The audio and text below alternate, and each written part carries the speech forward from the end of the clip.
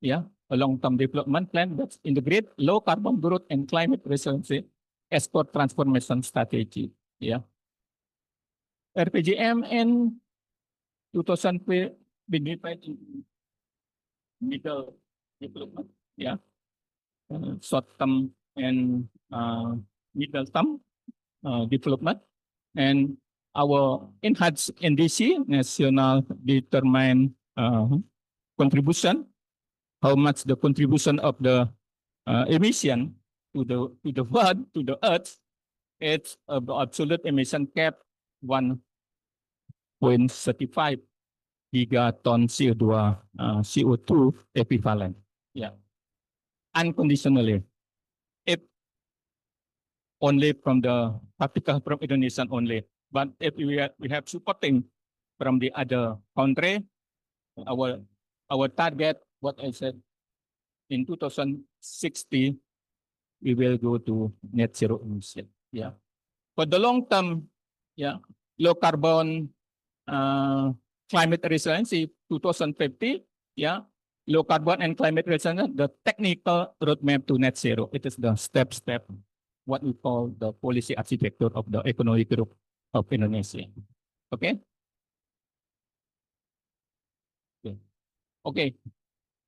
Because, you know, Bali, Indonesia have many forestry, yeah. Forestry is one sector for absorb the emission, yeah. Beside, we have the blue carbon from the mangrove, it's like that, yeah. Lamun and others, seagrass and other kind. That's all. But we have no exactly of the price of carbon is the problem, the big problem. And our regulation about the carbon tax, yeah, it's like that. Carbon cap is like that. Sometimes it's always they are not certainly. Sometimes it's the based on the regulation, yeah, because many times we have change of regulation. For example, is the PRA President Regulation. We changed the President Regulation number 98 2021 to be number 110, the newest regulation 2025. Yeah, that indicate bahwa based on the who is our president, who is our the leader of the country, sometimes have the news policies like that. Yeah. Emission trading system, power sector, oil, gas, 2025 until 2027, all gas fossil generation. Yeah. We changed, yeah, carbon tax legislated in 2021 only, yeah. 30,000 rupiah, yeah, yeah. It's equivalent only $2, yeah, per ton CO2 equivalent. It's very cheap, I think. Yeah. IDX carbon exchange launched September 2023 under OJK and Ministry of Environment Supervisor. We look like status based on our data. Yeah, early in 2026, the newest data. Yeah, carbon tax still not enforced. Yeah, 2028 allowance allocation postponed, regulation transition. Yeah, trading volume only 1.6 million ton CO2 equivalent trade by in the middle of the 2025. Yeah, in rupiah, yeah, 67,000 rupiah per ton.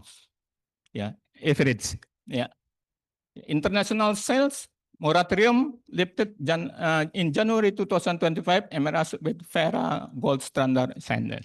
It is just a status for the middle in this year. Okay. Okay. Energy transition, yeah, partnership, yeah. Just ambitious, yeah, versus delivery, yeah. Dasolan versus Dasen is like that. Yeah. Okay. 2030, our targets cap power sector emission 290 metric ton CO2 equivalent, renewable to reach more than 34% of generation mix, and net zero emission, our target is 2050. Yeah. The last, I would like to mention, our commitment in 2020 is $20, but in the end of 2025, just only $3.51. Very big gap, yeah, between committed and approved. That's why that's mean what it is very influenced with the GDP. Yeah, very. That's mean sometimes we review of the regulation and etc. how to mix the new strategies like that. Yeah. A second GTP pass begins under the new GTP delivery unit, which call retreatment the priorities in the favor of more financeable investment area. It is the problem. Yeah. Okay. What is instrument? Yeah. At the glance, design ambition versus implementation. Yeah. Due to they are not related with ambition and the realization. Yeah. Instrument. Yeah. From the carbon tax, IDX carbon, green sukuk, GTP, volume. Yeah. Only the green suk it on the track. But in the others, yeah, for example, the red one, GTP significantly behind. Yeah, that's mean the progress of GTP. Maybe our target must be decreased. It's like that, or we have with the review against about the target is like that. Yeah. Okay. Lanjut. Yeah. And we would like what I said. Yeah, there are many sectors to contribute of the emission. I just focus with like the agriculture and food security. Yeah, where mitigation, adaptation, and livelihood. Because we know it's like today El Nino is very dangerous to sustainability of the food supply, especially. Yeah. Okay, it is the status. Yeah. Yeah, contribution from the agriculture commonly in okay, empty 1 minute. Okay, it has come from the paddy rice. Yeah, and now our strategy how to change the variety of the paddy rice for the low carbon varieties like that. For the manage the solid waste is like that, organic and others. Yeah. Okay. Okay, sectoral frustrate. Okay, that's okay. We can. Okay, challenge structural gap. Yeah, design delivery gaps, weak price signal. That's okay. Financial shortfall, industrial fragmentation. Yeah, because what I said, there are many departments. Yeah, to organize about the carbon pricing. Yeah, it is something they are not met between the among the department. That's the problem. Yeah.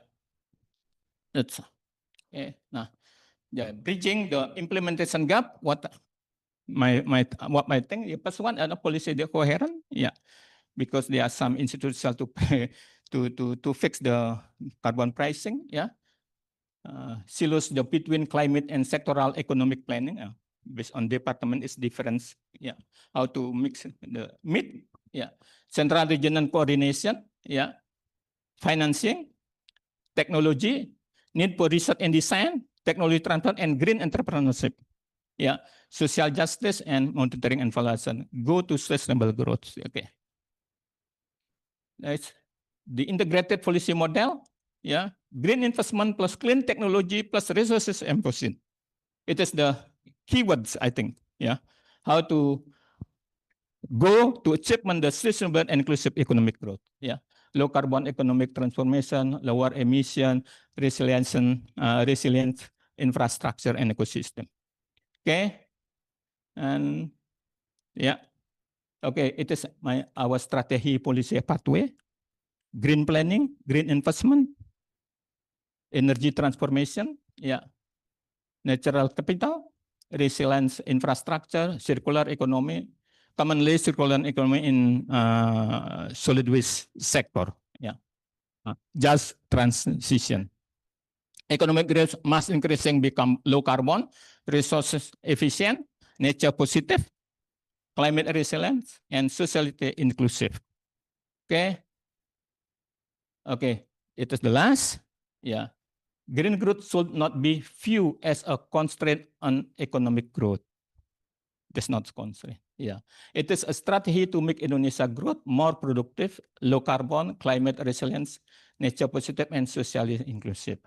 Indonesia has assembled one of the most complete green growth policy toolkits, spanning planning, carbon pricing, green finance, and energy transition. However, in practice, it faces many obstacles and challenges. Thank you. That's all.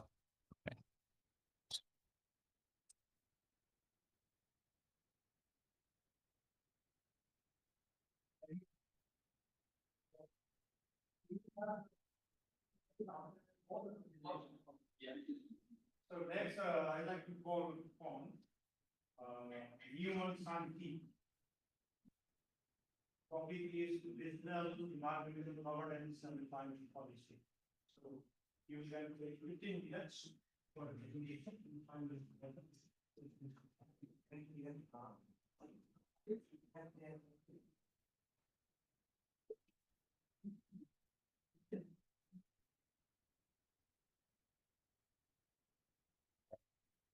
Tes.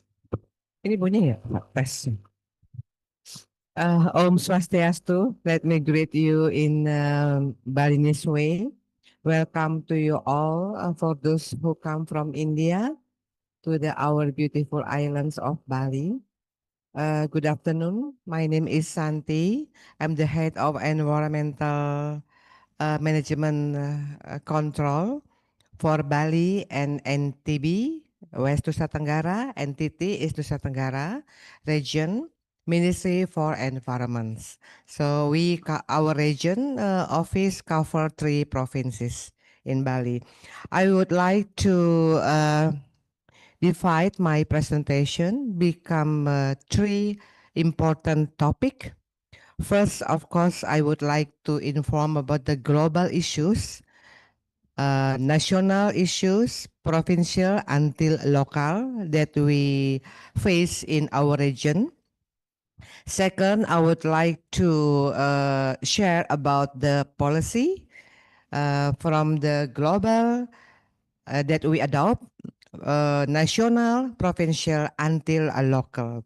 And of course, the last section, I would like to share about the implementation of those policies and then the challenge and how we cope with the problem and difficulties in solve the problem related with the issues that we face. Okay, let's can I see the presentation?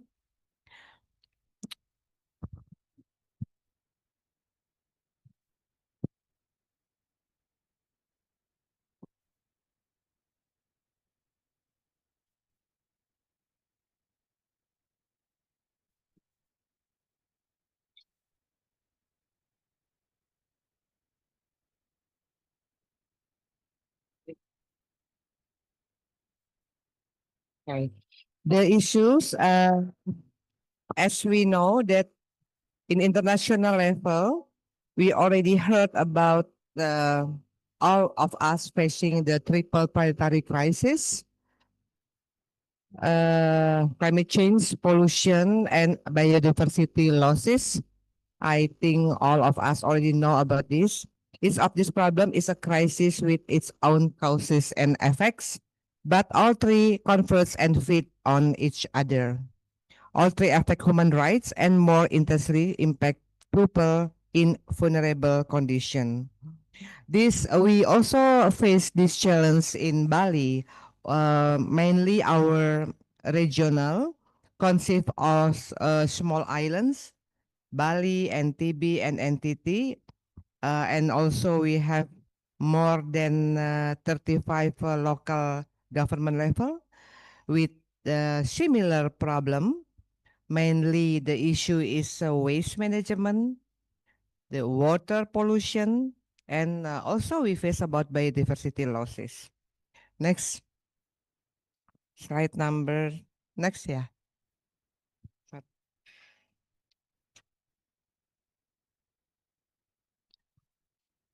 Climate change, yeah. Climate change has become a global issue because almost all living beings on Earth are affected by its impact. Climate change is driven by global warming, which is triggered by the accumulation of greenhouse gases, as we know, and the current generation is both impacted by it and responsible for ensuring that future generations do not face worsening global warming. Next.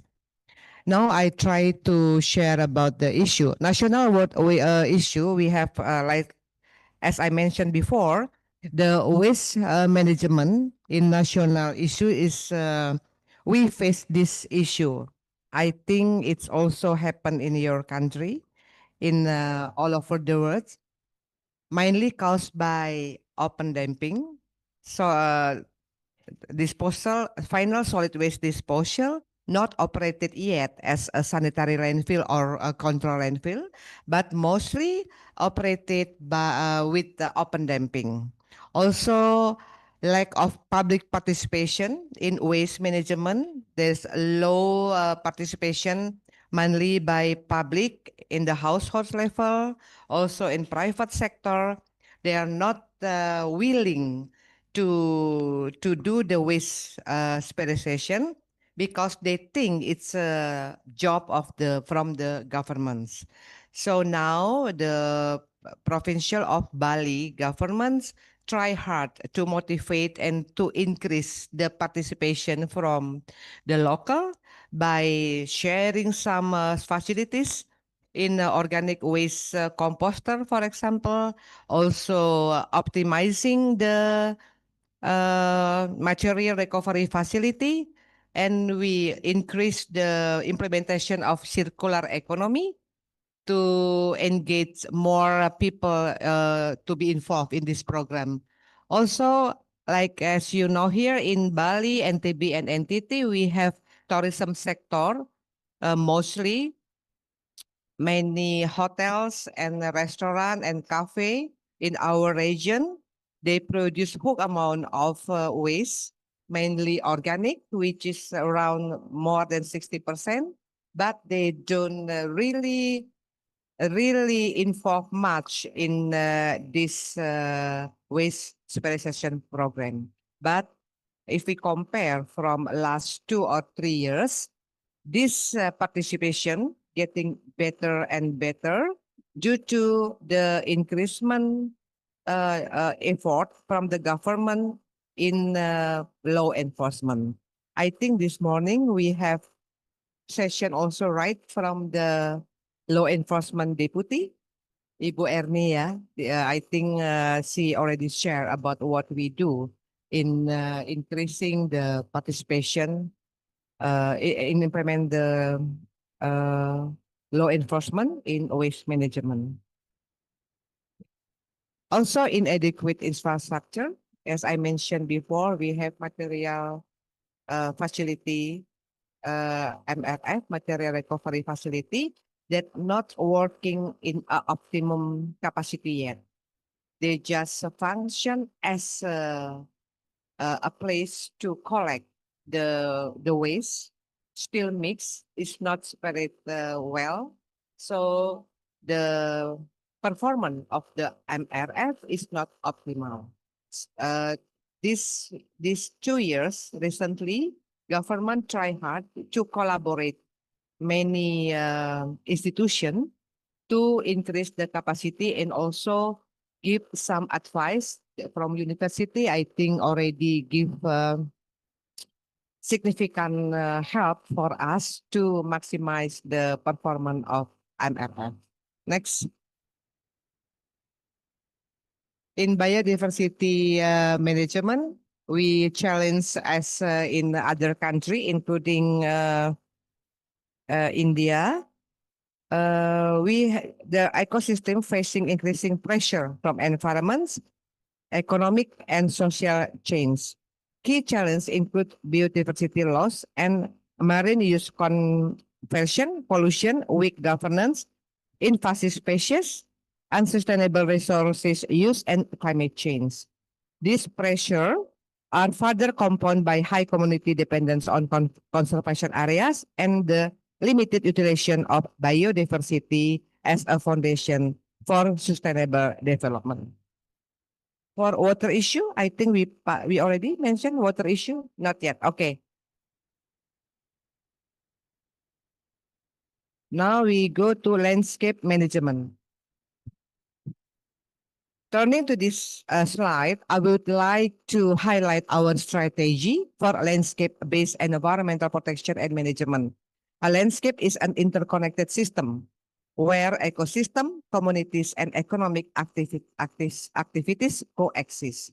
As shown here, we can show you protected forests, lakes, rivers, and community managed area are closely connected with agriculture, plantation, mining, tourism, settlements, and other activities.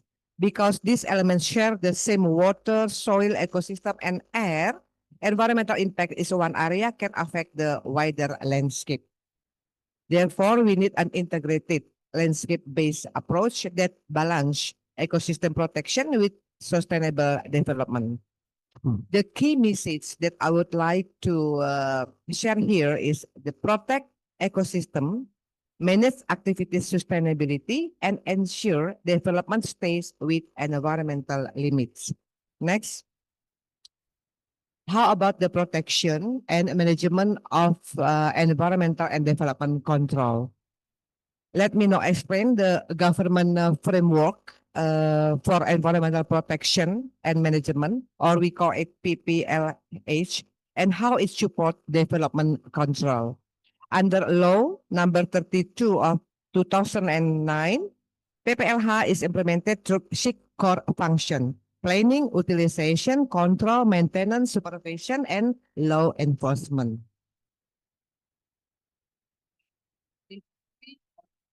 Three function integrate environmental consideration throughout the development process. For the sustainable development, this concept we implement. They are then translated into national and regional policies, including development planning, helping align spatial and sectoral policies with environmental sustainability and the SDGs. As the slide above, the goal is not to hinder the development, but to ensure it stays within environmental limits and improve people quality of life, as reflected in Indonesia Environmental Quality Index. Next slide. How about the environmental tools for our sustainable development? I would like to highlight our environmental tool based on Article 28H and 33 of the 1945 Indonesian Constitution. Indonesia recognized the right to a healthy environment and the importance of sustainable economic development. Under Law number 32 of 2029, we have established a comprehensive set of environmental instruments, including strategic environmental assessment, spatial planning, environmental quality standard, AMDAL or environmental impact assessment, and environmental risk audit. These instruments support the integration of environmental consideration into development planning and our commitment to the sustainable development goals, which are mainstreaming into the RPGN and RPGMN. Together, these efforts help ensure development that is inclusive, sustainable, and balanced across social, economic, and environmental dimension. Next slide, please. Management waste policies. Talking about the waste policies, we already have a well-established legal and policy framework for waste management, and core by law number 18 of 2008 on waste management, which served as the primary legal foundation in this issue. To implement this law, the central government has issued various regulations that in the upstream and downstream, we have several regulation, also provincial level, and also what you call it, district level. We have this series of regulation from central to local. Next. Next slide. Because we really increase the circular economy, we also our institution also already has the Ministry of Environment and Forestry Regulation number 75. It's arranged about the circular economy. Next slide. This is the indicator and the target for environmental development 2025 until 2029. We have 5 years target every 5 year. We have regulation from presidential level.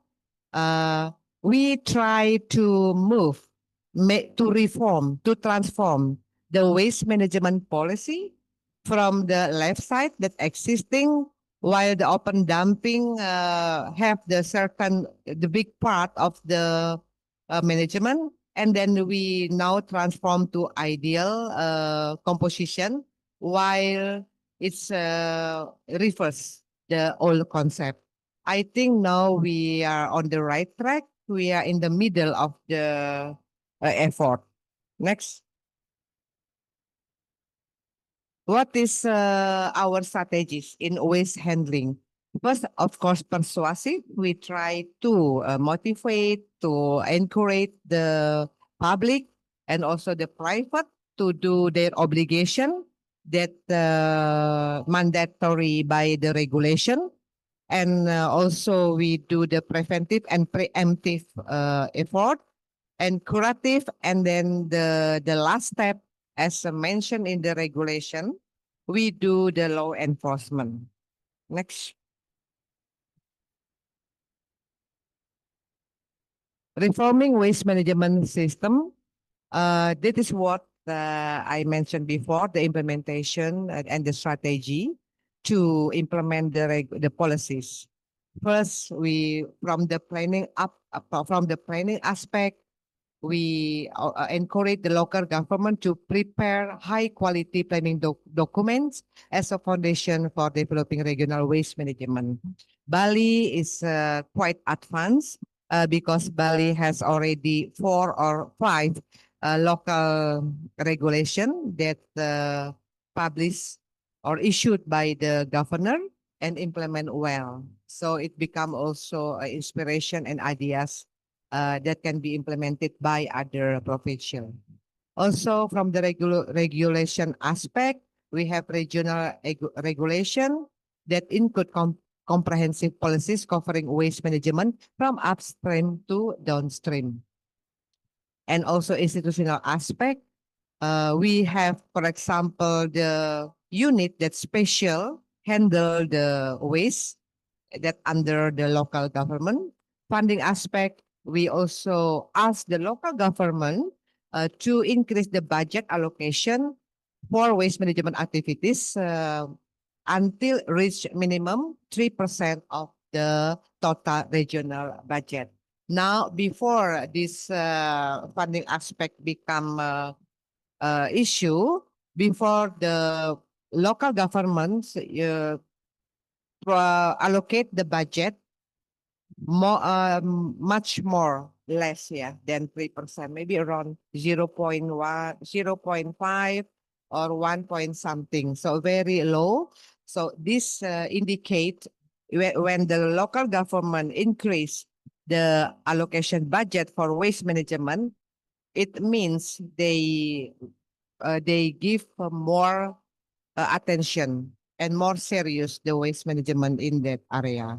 Technical and infrastructure aspect, as I mentioned before, we optimize and we increase the capacity of each material recovery facility that already established in the local government. And if not yet enough, we also encourage to build some additional MRF material recovery facility, because we already has the computation. One village needs at least one material from the behavior from the public, and also increase the participation for the private sector, as well as school, university, and office. Next.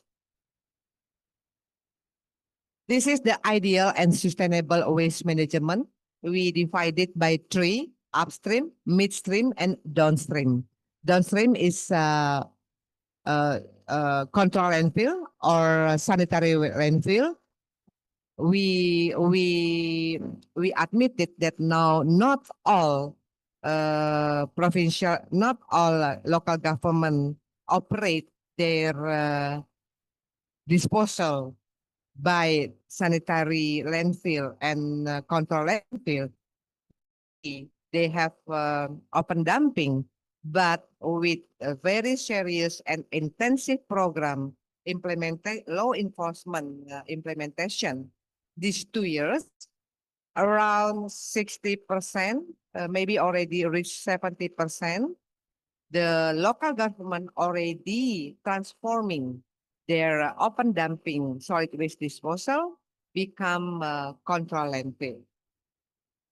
For the midstream, I already explained before, we optimized and reactivated the MRF. Next. Ongoing technology solution for solid waste management. We are a big country. We have various level of local government capacity and various local government condition. The characteristic also varies. We must have different strategy for each local government. From small to communal scale, we encourage the high value recycling, composting by black soldier fly, for example, biogas, by pyrolysis, and etc. Middle to large scale, we do the more advanced like RDF, waste to energy, and sanitary landfill. In Bali, for example, we already start the waste to energy facility. We hope in 2 years it operated with capacity of 1,000 ton a day. Next. Waste management regulation in Bali province. We can see the development. On 2018, we have government regulation about the planning, how the policy from the local government. We have 9 local government here under 9 district under the province of Bali. Almost all the local governments already has what you call it, local regulation refer to this governor regulation.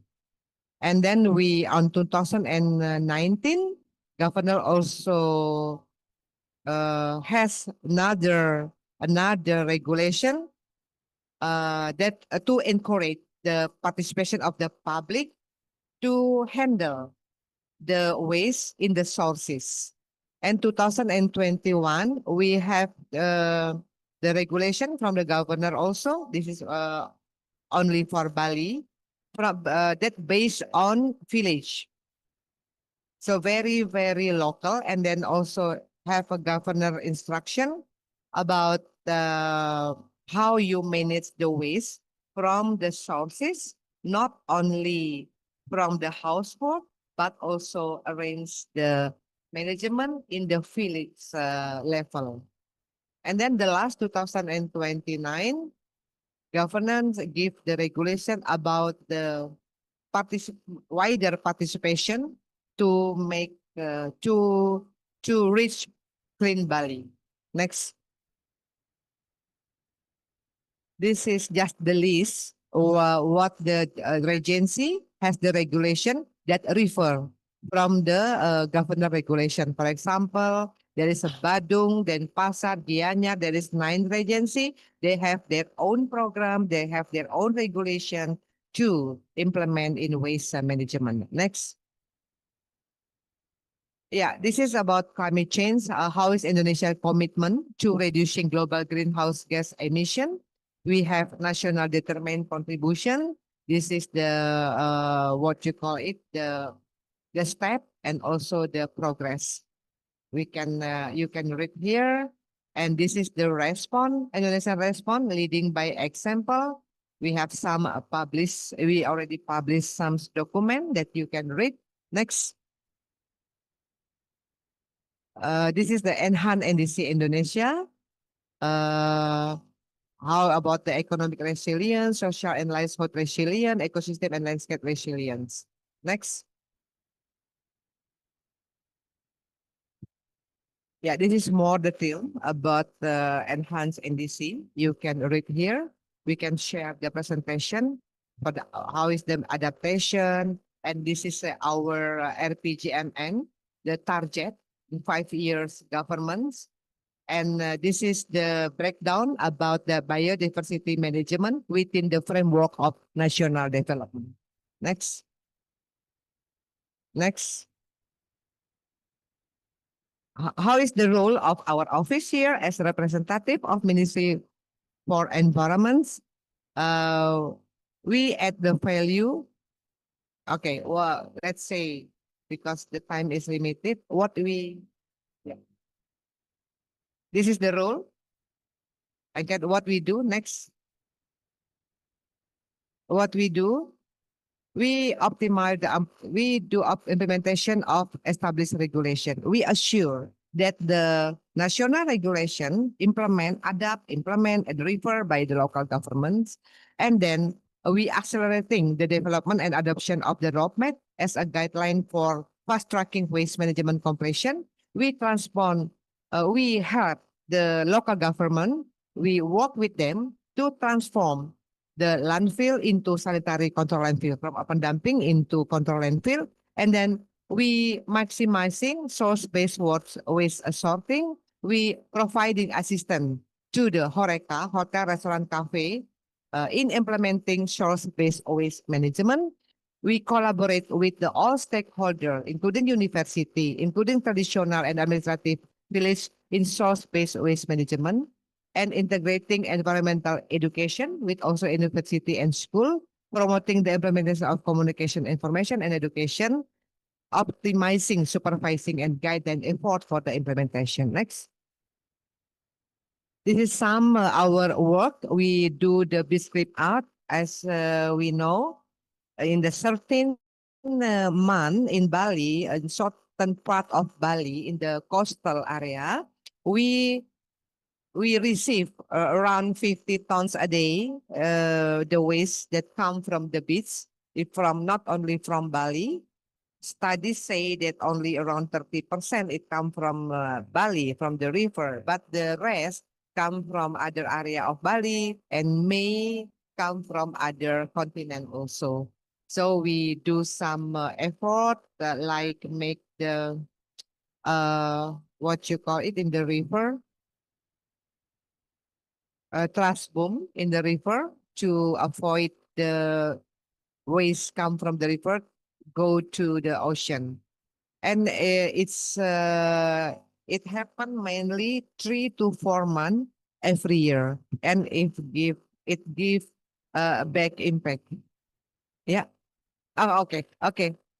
Next. Next in Batur. Next, because we have limited time. Next. Next. Next. From policy to impact. Next. Okay. Okay. Thank you, Professor. I hope I make my presentation clear and give you ideas how we handle the environmental issue in regional level. Thank you.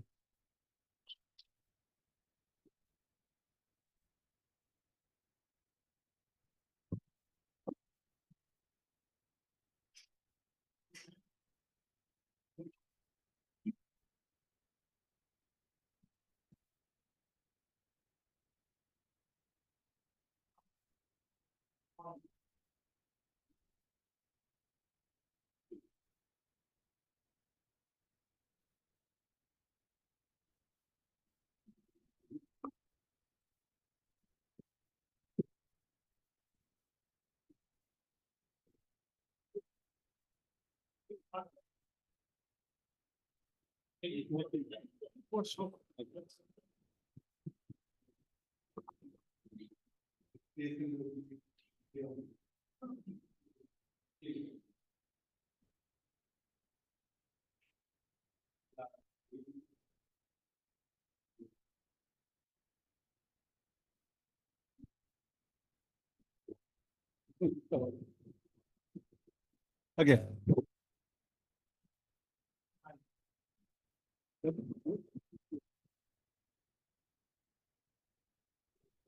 Oh, okay. Namaskar. आप कैसे हैं? There is some Indian delegates here. Hindi बहुत मुश्किल.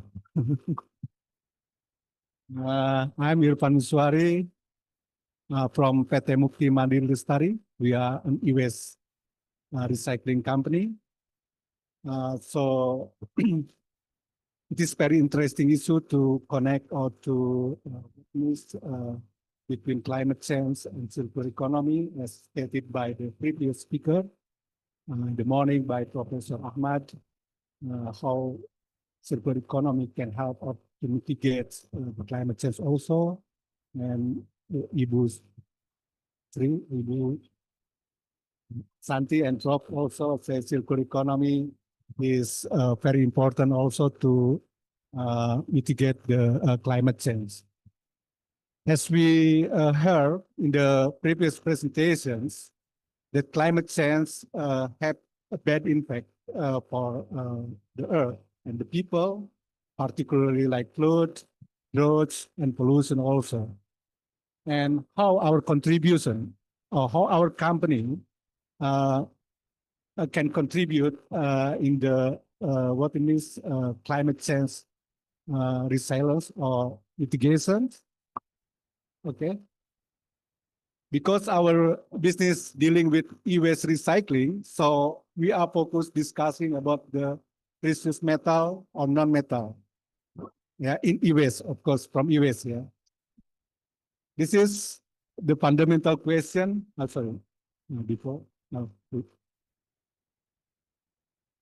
Why I put the photo or the picture before the climate change challenge and why we need immediate actions.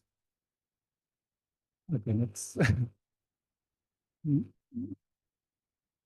Okay, this is the data. So how the industry recover or get the precious metal or metal from the earth. I just took one example for copper.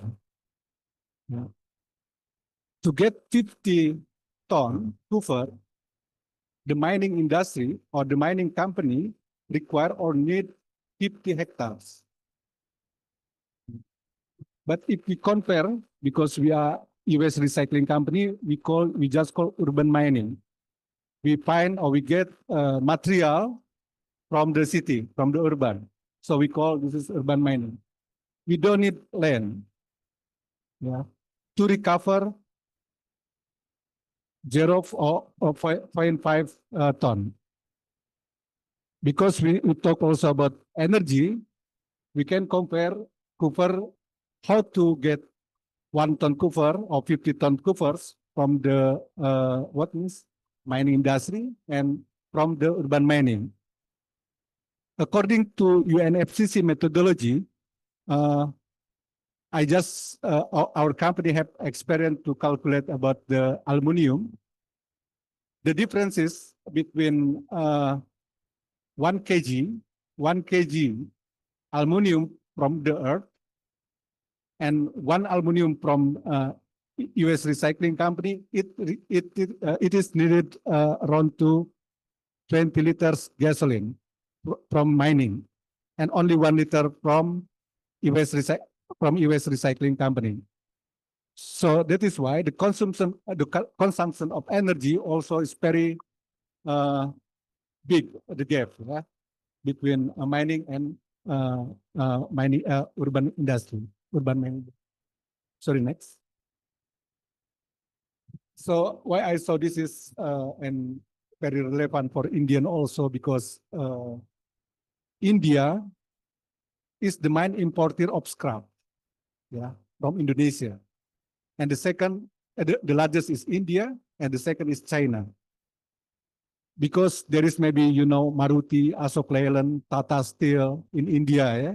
And Adani also become the richest in India. They are importing coal, energy, some from Indonesia, some from Gulf. Yeah? So we can see here, Indonesian recycling company, Indonesian e-waste, because e-waste is as the what means from the Minister of Environment category hazardous and non-hazardous waste.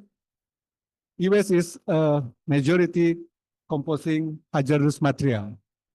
That is why it is need a specific permit. And it is also one of our challenge or barriers to operate in Indonesia. Okay, Indonesia is produce 1.9 million according to data from Global US Monitor or ITU, International Telecommunication Union.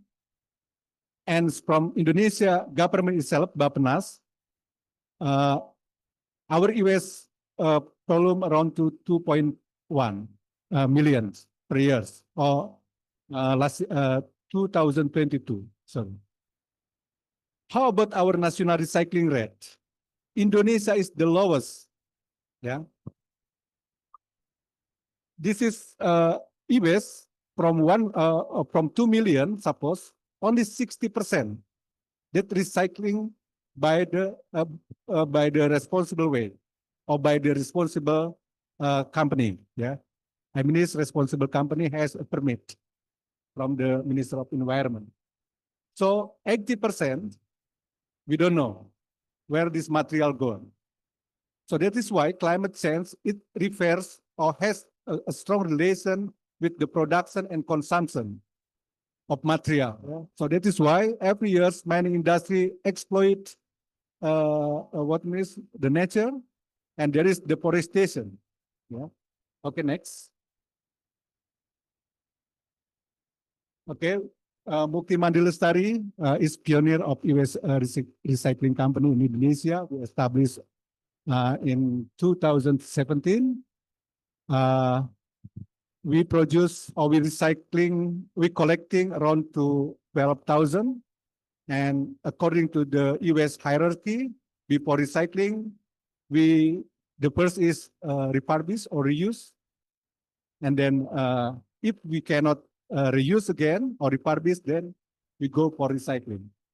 Okay. So every year we collect around to 12,000 metric ton. Okay, next.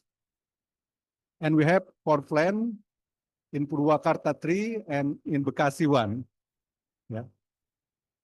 So this is our green transition pillars is recycling, recovery, and renewable. It is clear, I think, because the difference between what it means linear economic and circular economic. Linear is dispose, and we are recycling. In circular economy, we recycling or we take back the material or from the product. Okay, this is clear because there is, I said, e-waste is hazardous waste. It is also to reduce the toxic leakage, yeah, because there is around to 10% from e-waste is hazardous material. So resources efficiency, of course, regulatory compliance, because we are we are observers from Basel Convention, maybe the Ismayati also knows. We are also members to the Group 5 in ITU in Geneva. For the Group 5, it's dealing with climate change and circular economy, and West Freeman Alliance from Germany. Next. Okay, this is what I said before. The waste material composition, precious, non-precious, and there is plastic.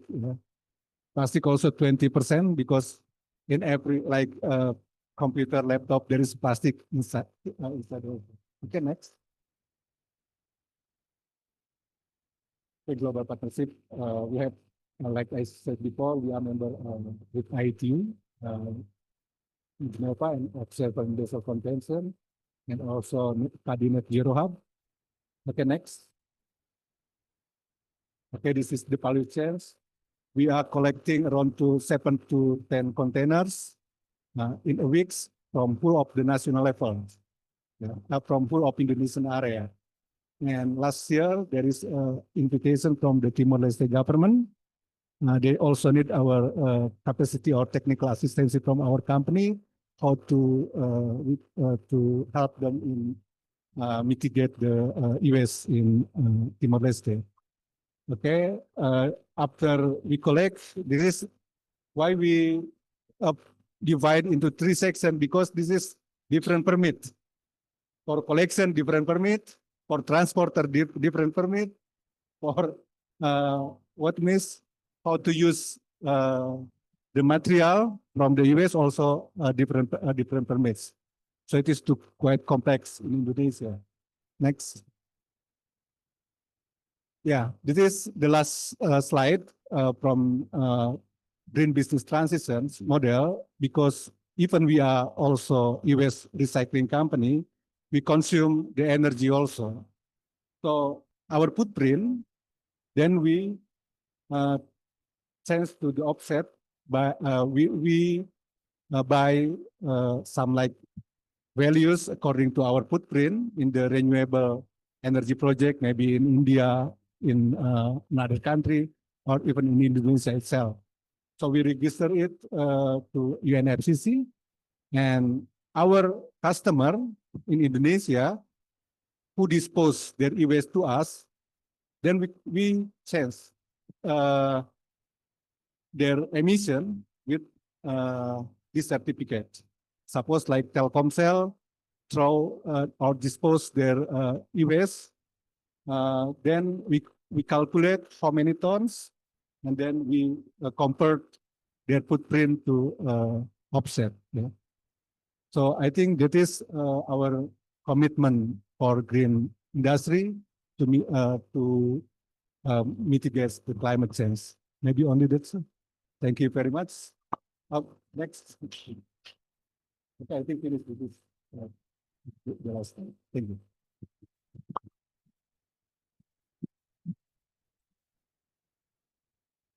Presentation given by three professors from Udayana. I believe one professor has to give the presentation, but the session is here in the plenary session, so we have to skip this session. So, any questions from the audience related to the climate change?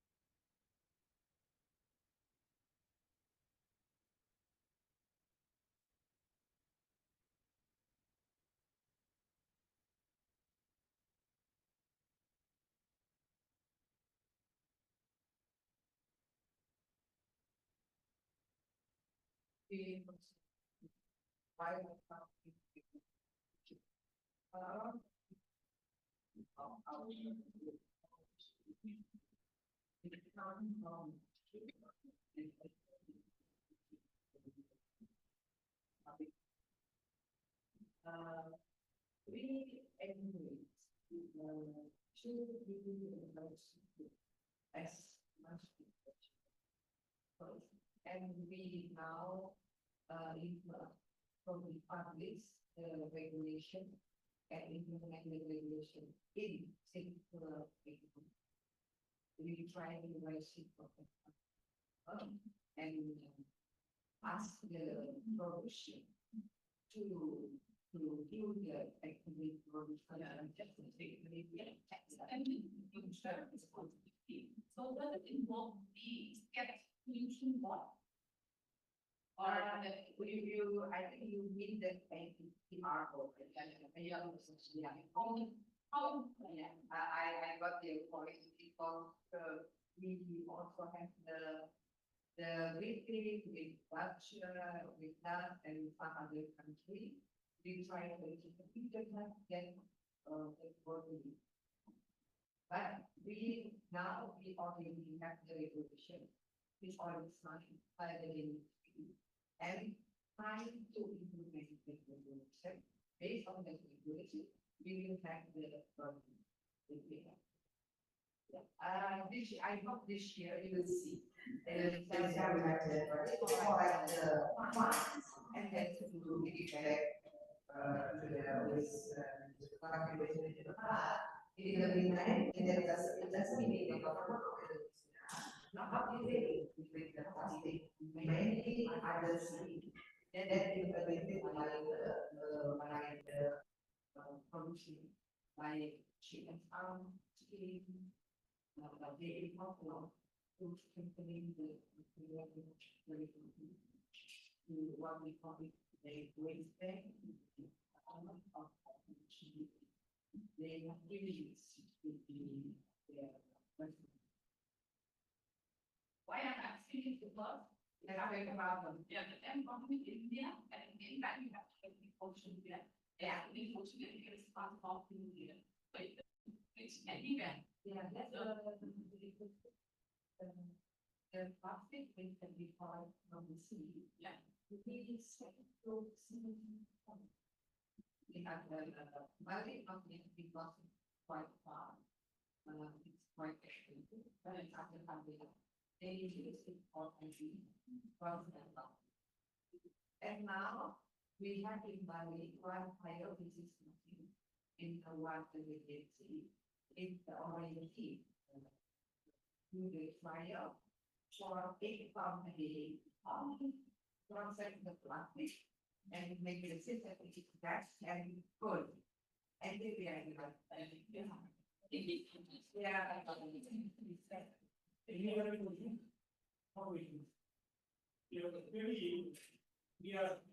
same problem in India also.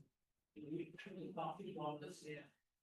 I'm doing something a small project regarding the circular economy.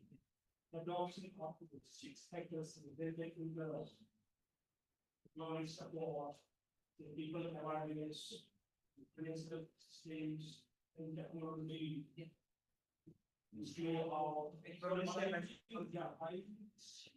Factors the survey how to convert this waste to the form of the circular economy. Today I am going to make the presentation regarding this circular economy and now October. We are on the same boat, sir.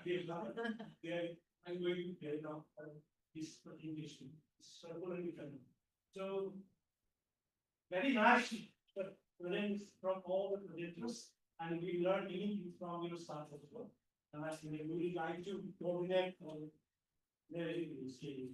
communicate regarding how to solve the problem of which situation. So thank you once again for your great presentation.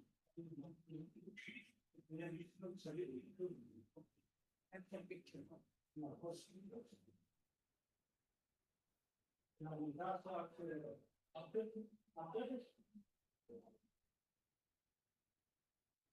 the session is over now. Okay. So we have another session there. And 15.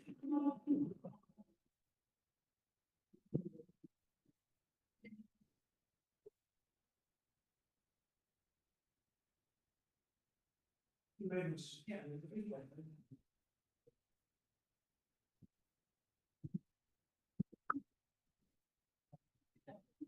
Yeah.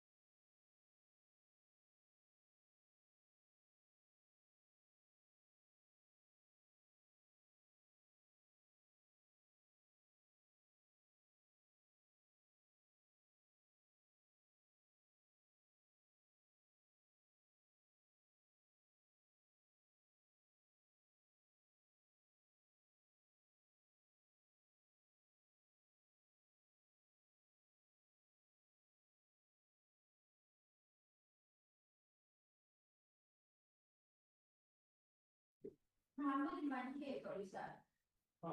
Kan naik ke sini dulu. Sudah di itu Bapak.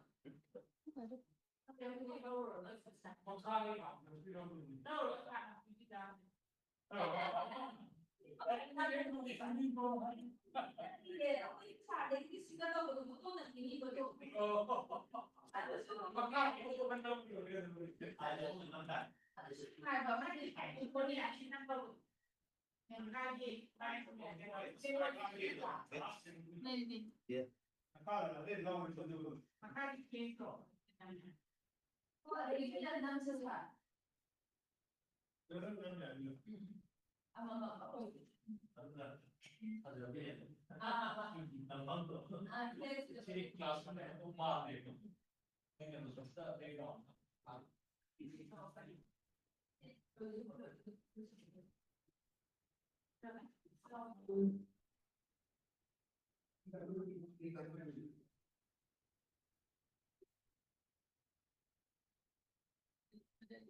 Tadi ke sini sudah.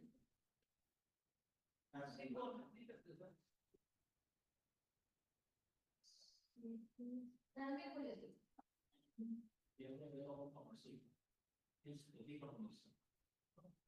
Tapi tidak saya kan perlu jauh berarti.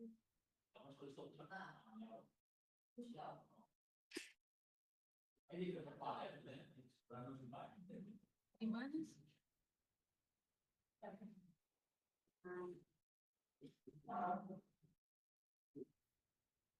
Oh iya, berikutnya dari itu udah lagi.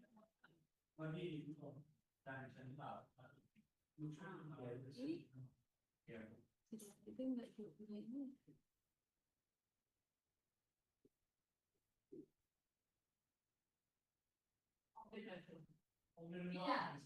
Oh,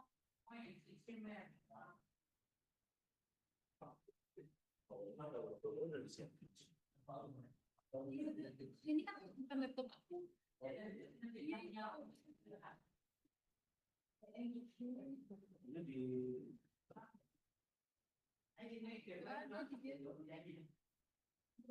Aku buka email dan buka email sendiri.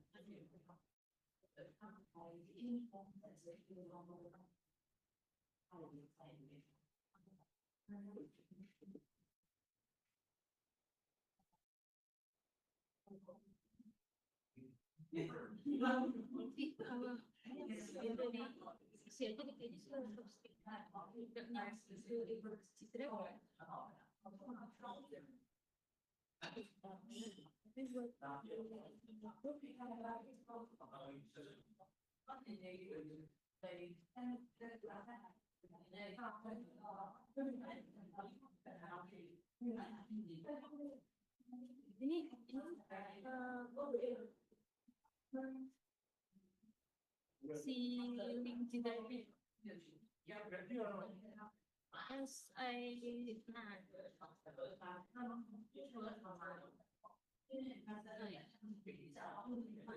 Ready, then we can start. The first presenter. yeah First presenter is this.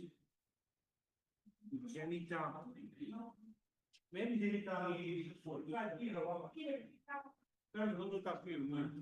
This one. So he will not come because he is the chairperson in the second session, after the session. So we will start with this. 007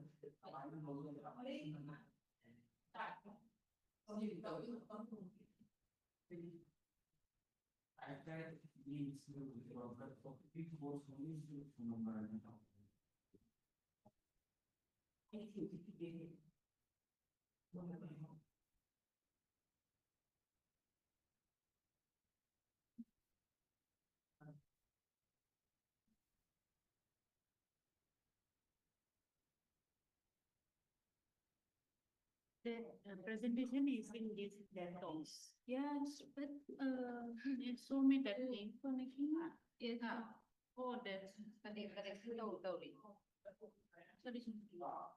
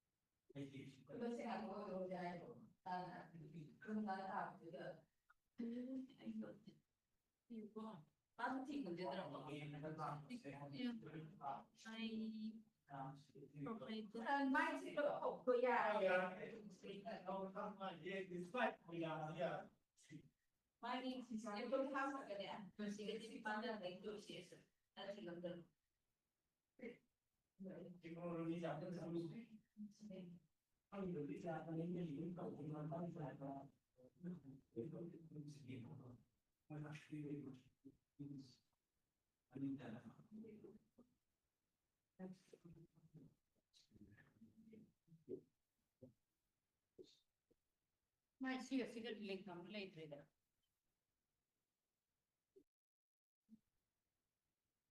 Later, can that from the list.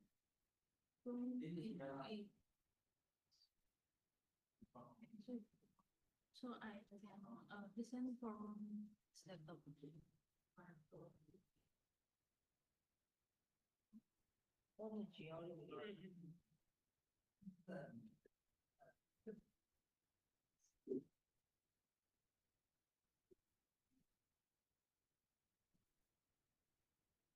Just open the text on.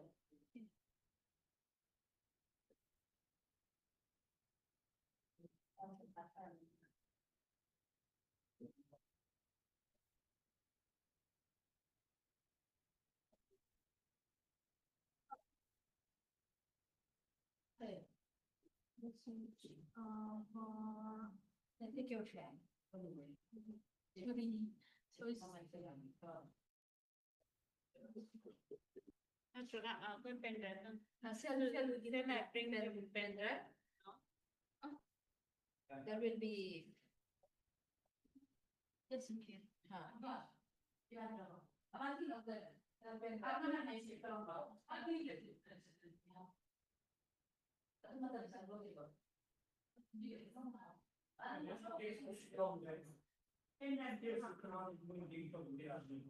Nah, itu cara kamu itu dokumennya ini tebung.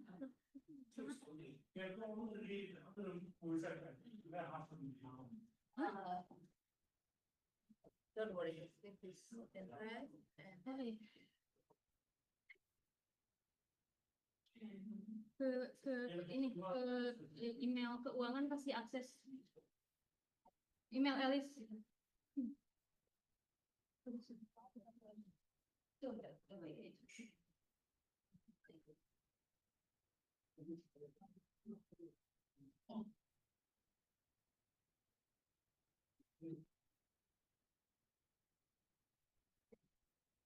This one.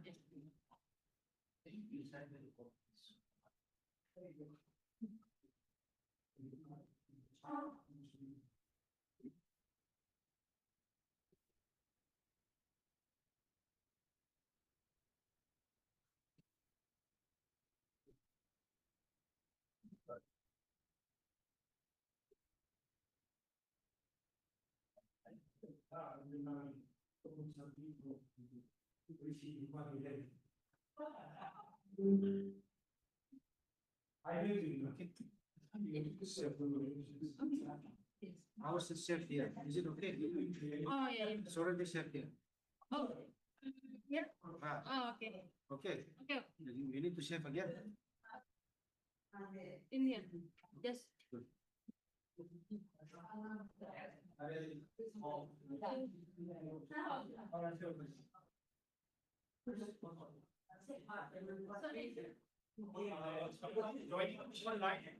Yeah.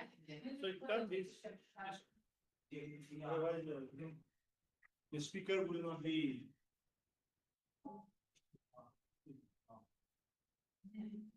Speaker is on. Yes.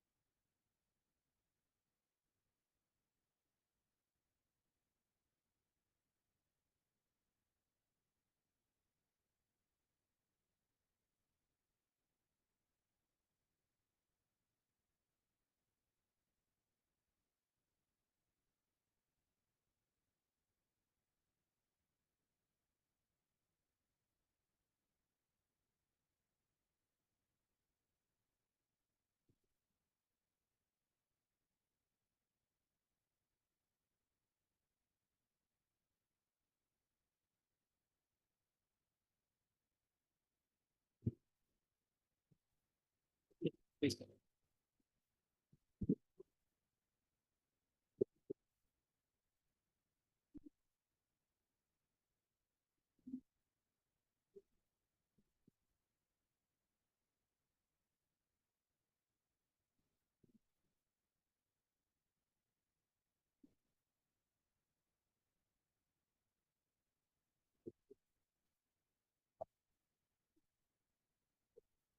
It's a new. Yeah. Oh, okay, okay. Okay, okay. Yeah, yeah, I understood now. Okay. So once again, very good afternoon, respected chairpersons of these technical sessions and my fellow participants here. Actually, I put the title of my paper is Circular Economy and Sustainable Development Goals, Trade-off and the Policy Priorities.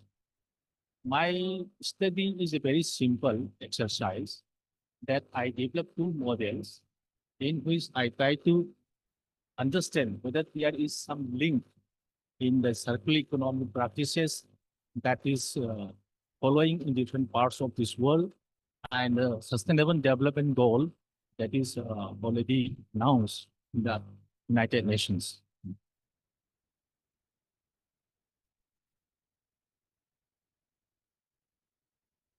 So this paper might examine the interface or the linkages between circular economy strategies and sustainable development goals with a focus of trade-offs and policy priorities. If there is some link in the different activities taken out under the circular economy practices that is followed in different parts of the world, whether it is linked with different targets or 17 sustainable development goals. But however, there's a limitation in my study.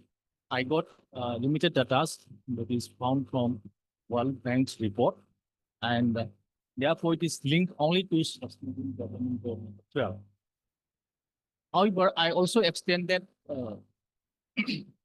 my interlinkages between goal number 12 and the rest of the goal I mentioned here, 8, 9, and 11 also, because there are some connections between these goals. I developed my paper under 3 objectives. The first one is just to map and typically access the key indicators used to monitor the contribution of circular economy with sustainable development goal with emphasis on the SDG 12. I just want to understand what are the indicators that is being followed by different economy in order to understand the contributions made from circular economy towards sustainable development goal number 12. Also, I try to understand the trade-off that will mean the linkages or synergies between circular economy strategies that is developed or followed by different countries and different targets of sustainable goal development of number 12. And third one, please. So as a last attempt, I try to derive some policy priorities, some policies that need to be implemented by different countries in this world. Slide, please. The simple methodology I just mentioned is that I followed the type of research and used only secondary cross-country data obtained from these 2 sources. One is World Bank's What a Waste 3.0 database, which is published in 2024. Again, this World Development Indicators is also published by World Bank for just economic, macroeconomic, and structural variety that I use in my notes.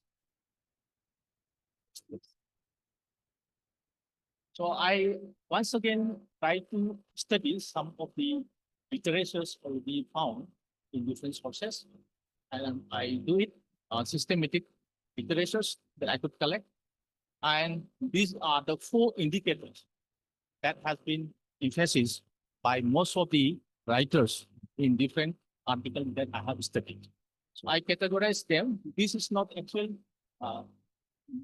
nomenclature they use. I just clubbed some of the idea and they put it under these three categories, four categories.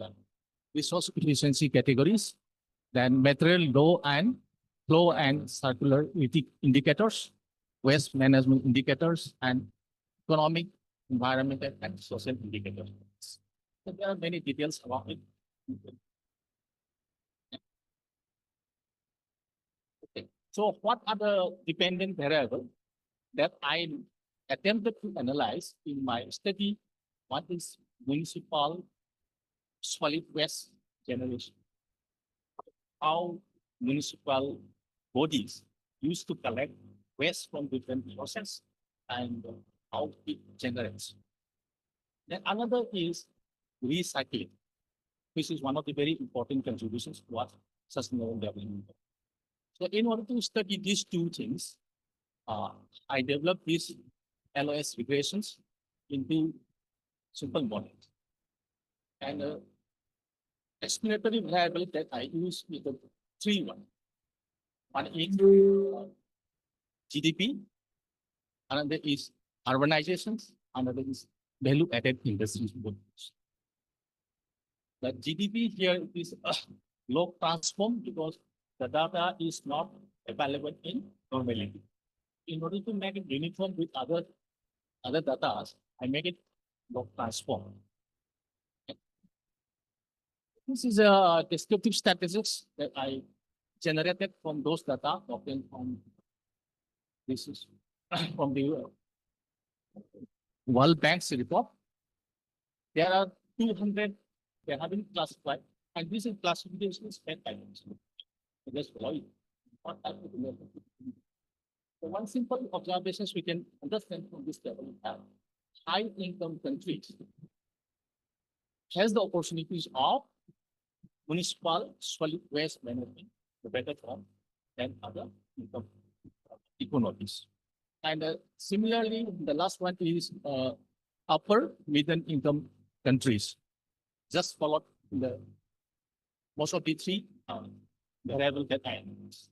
Okay. So there is linkage between the level of development and level of solid waste management and recycling.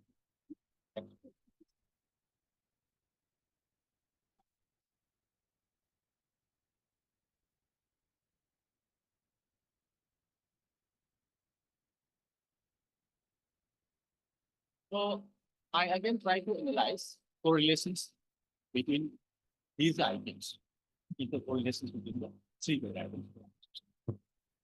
Statistical information is that very significant, that's significant.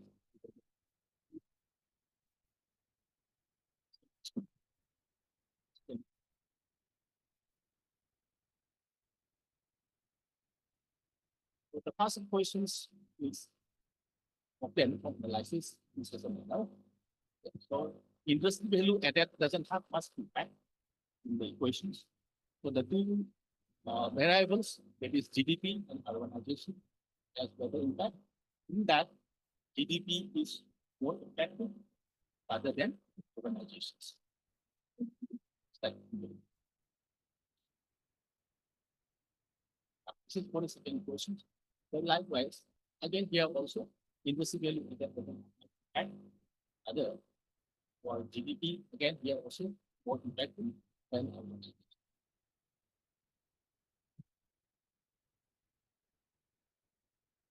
So depending on those statistics, I made some policy implications. The fighting carried three main implications for how circular economy strategies should be designed to advance for sustainable development. For number 12, for very important implications. The first thing is that strong project relationship between GDP and what waste generation use. That is what I imply in my step. This one. The second one is that in the table, you can also observe that the nearly fourfold gap between mean cycling rates in low income and high income. Difference of fourfold. In the case of high income countries, it is around 24.3%. In that of low income countries, 5.8%. So in that case, So technological transfer is very much required in underdeveloped countries. We don't have technology that can do efficient management of waste it is generated. Next, please. So in short, I want to conclude in such a manner that one of the major findings of the systematic review study, different organizations use different indicators. We have different one standard organizations here. They put different indicators, but all indicators are not readily accepted by most of the countries. Okay. Some indicators propounded by some body not reliable in some countries. The different framework of various organizations demonstrate that its contribution is valuable insight into monitoring the circular economy, but none is sufficient on it. One indicator is not sufficient at all. Therefore, we need collaboration with the indicators propounded by different bodies of the world. Okay. Low and lower middle income countries likely need consistent financing or technology transfer mechanism attached to recycling structural investment rather than regulatory mandate alone. But I just mean in this write-up is that we don't need simply to enforce rules and regulations to be followed by underdeveloped countries. Rather, we need collaborations with a more advanced technology developed by some developed countries. For that, waste generations done in the underdeveloped countries may also be fulfilled for the world agenda. This is what I want to make. So policy makers should treat urbanization not as a passive enabler of recycling, but as a governance challenge in its own right.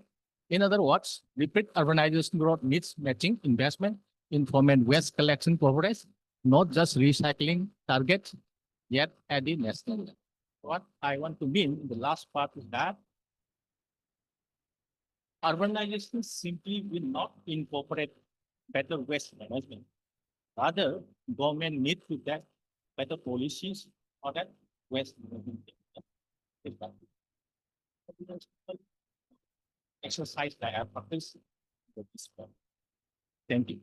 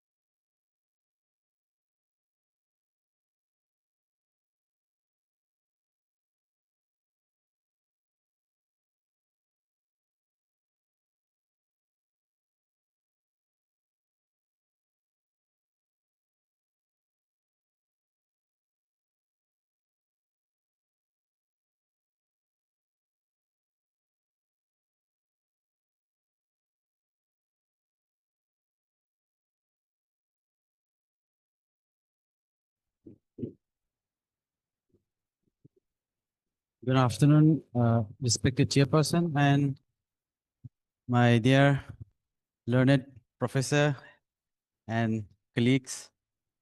I'm very grateful to be here today among all the learned person and academician around me.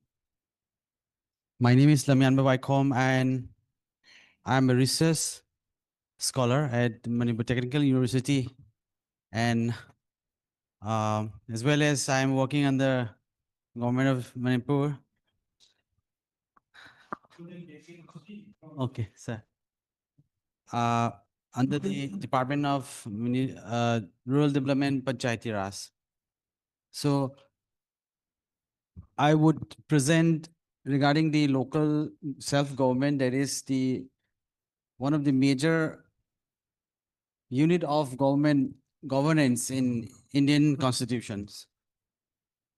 Since many of the speakers has already presented thoroughly regarding the sustainability, regarding the waste management and the environment and climate change. So I would not further go on to that. So rather I would link with those practices or those initiative with the revenue generation and sustainability in terms of financial autonomy and independence of the smallest unit of governance, that is generally we call it as the panchayati raj or the rural or the village panchayat. Please, sir. We have already known that there is a certain urgency and need for the environment and climate action. And obviously, everybody is aware of what's going around us and the all the mess that the humanity has created regarding the environment and its impact. So there is also a framework which is adopted by the Ministry of Panchayati Raj, which has derived the 9th theme from the 17 Sustainable Development Goal, which is generally adopted by many of the organization. From that theme, for particular Panchayati Raj department, we have, let me close the door.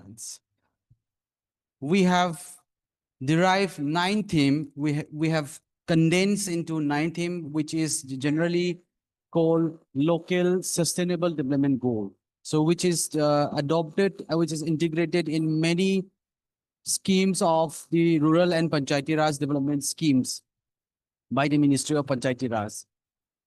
So these are some of the sectors that is incorporated with the local sustainable development goal: water management, clean and green village, and climate actions, water security, and recycling of the waste management. Please.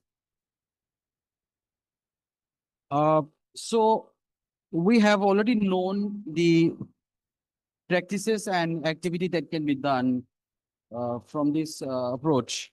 But my core research would be analyzing of the research trend, analysis of the secondary data, or the journey of the research in this particular field. So by generally, we mean OASR. It is a short form which generally stands for own source revenue, which is very much important and which will act as the financial autonomy component of a panchayati raj or a rural local self-government. Next, please. I think we have skipped one more slide. Yeah. No. Yeah, yes. So when we say about Panchayati Raj, we should be considering, or we cannot avoid the Constitution of India, since we are the largest democracy in the world. Panchayati Raj is the constitutional establishment which is incorporated in the 73rd Amendment of 1992 Constitution of India, Article 243Z, which provides the panchayat to make own bylaws, own regulation to govern or to administer the community. So by this, we can form bylaws and regulation to make a sustainable or to make a climate uh, climate change to make a climate resilient villages or the governance unit. Next. My presentation is on the bibliometric analysis of this particular topic.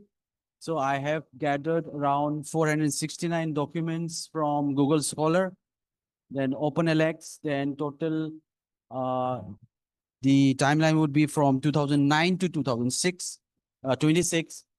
Then I use some tools like Publisher in Paris, R, bibliometrics, then was viewers also obviously. Next.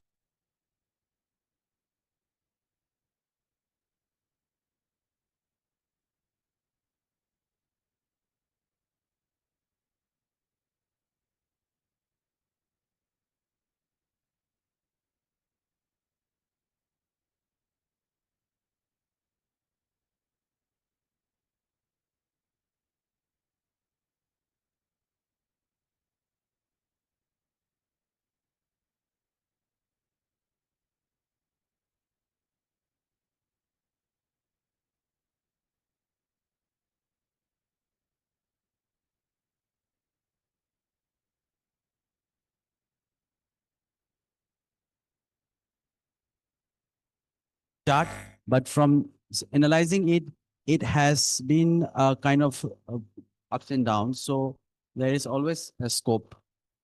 Second. And this is also a cumulative growth trajectory regarding the research scope and studies. So from here, we can see it has passes through the growth phase, acceleration and saturation. So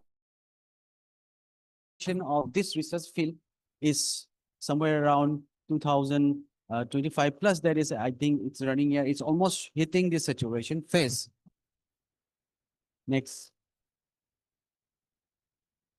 And again, this is also one small analysis. Next. Okay. So we have the different countries which has contributed regarding this topic. Next. Oh, okay.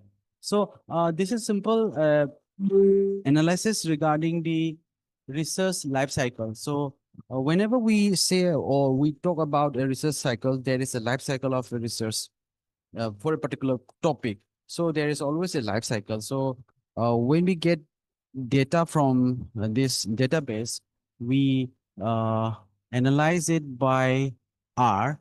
Then we found that there is some scatteredness, and so this chart represents the life cycle, the K value, and that kind of sort of things can be seen from this. So it is basically the representation of the research life cycle of that particular topic or in that train. Next, please. This is again about the citation, number of citation that has been used. Okay. Yeah, there is some KPIs, key points indicators. Here we have citation, velocity trend, high impact papers, then self-citation ratios, cross-border citation. This is basically a bibliometric analysis parameters only. So we don't need to be kind of indulge more in this because this is kind of reports from the bibliometric analysis tool. But unless and until we require it, we can make it, we can keep it as a reference for future use. Next, please. Okay, so this is a voice viewer analysis where we have found that fortunately Indonesian authors are more involved in this own source revenue related field of research. From the secondary data we have gathered, we found out that major contributor is the Indonesian group A. Then again, group B, there's a three cluster where this visualization shows that there is a correlation or the collaboration strength between the authors or between researchers from various parts of the country. So fortunately, it happens to be from the Indonesia, where many authors are related or they are working together in the field of this topic. Second, next. This is also regarding the co-occurrence, the topic they use between the authors from different countries where they share their ideas or the keywords they use it. So this is generated by voice viewer, which is one of the very useful tools where we feed data for a particular research topic and we can analyze and we can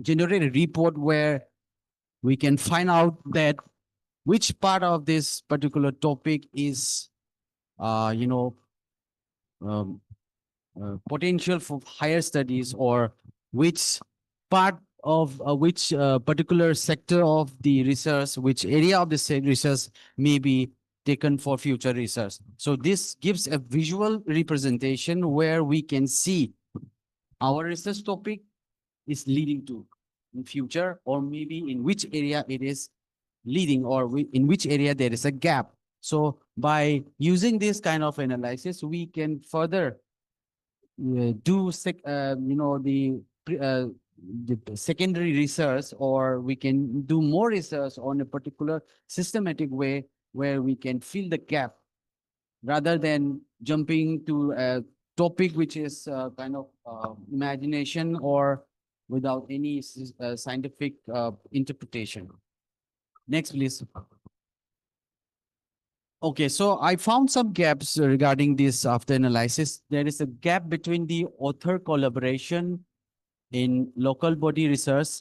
There is also a gap. Then there is also a gap of use of technology in this kind of researches. So I could not find any kind of strong uses of technologies in this own source revenue generation of local bodies. There is also a gap of gender and social sustainability. Cross-country comparison studies, there is less cross-country comparison because majority of the works has been conducted in Indonesia only. And there is a very less cross-cultural, cross-country comparative studies. Then post-saturation direction, then this is also a recommendation where we can integrate AI or different kind of technology in this particular topic or in this research field, and many other suggestions. Next, please.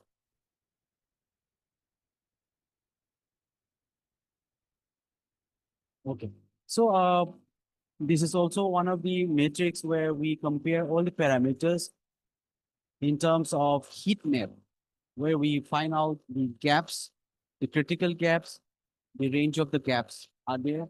So where we make a matrix of research volume in terms of author collaboration, impact, citation impact, gender inclusion, technology integration. So when we combine and make a heat map or heat map matrix, we found out that there is a red, deep red color is a gap between the research topics and various parameters. So by visualizing this picture, we can certainly find out the gaps and potential scope of studies for future researches. Next. Okay, so this is also a KPI, same slide. Okay, next.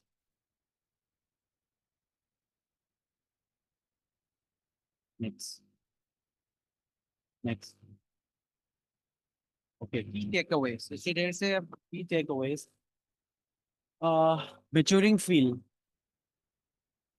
There is approaching to the maturity. This research field or this research topic is approaching to the maturity very soon. I think it is almost 92%. It's maturing very soon, so there is no scope for very less scope for researching in this particular on-source revenue field. So we need to develop more new topic regarding this context.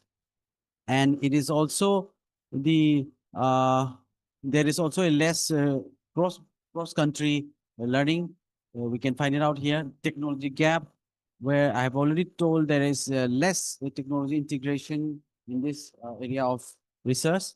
Then collaboration deficit. Then okay, last is the action required.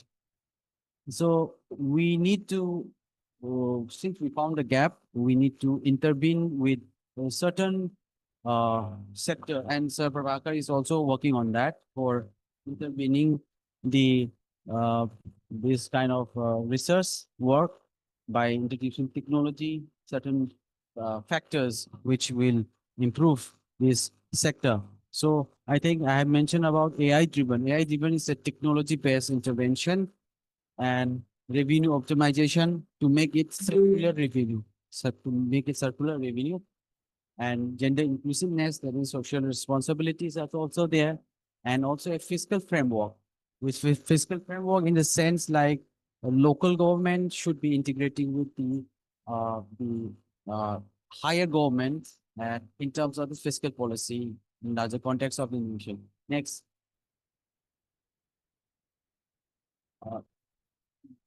Okay, so this would be my last slide. So, but considering all the factors, what is the main reason for this is by making the local bodies strong and resilient, India can approach or India can achieve the target like Viksit Bharat,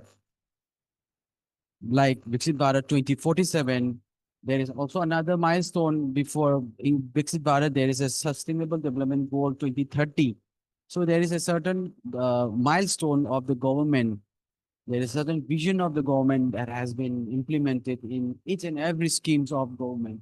Since I am from the government sector, many of the schemes or majority of the flagship schemes are designed to reach out the community individually, aligning with like the Viksit Bharat Sustainable Development Goal 2030. So without making the village or without making the local bodies strong and resilient, India cannot achieve this 2047 Viksit Bharat goal. So it is very essential to align with this goal, and certainly this circular economy model by adopting different waste management, whether it may be waste management or community service or different forms of the services that can be adopted by integrating various research topics. But ultimately, the village has to be strong and resilient, and it has to be financially independent.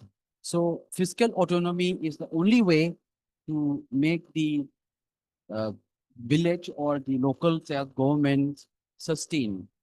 So this will create a circular economy, and it will make a village resilient and independent, which can act or which can make their own laws and regulation and become a sustainable village, and which in turn will bring the nationwide goal like Viksit Bharat to be a success one. Thank you.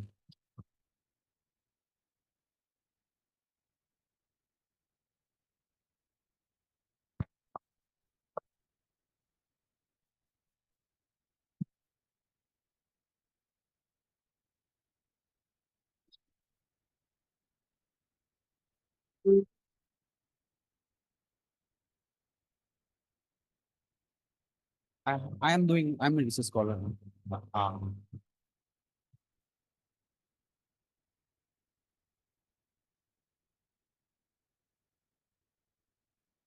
my research field. My research,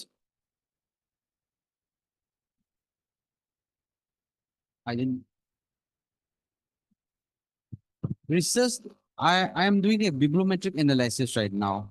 I'm not into research for now for time being because I'm doing a bibliometric analysis. I'm finding out the research topic, the area of gap, the the possible finding out the topic. It's a bibliometric analysis. Yeah.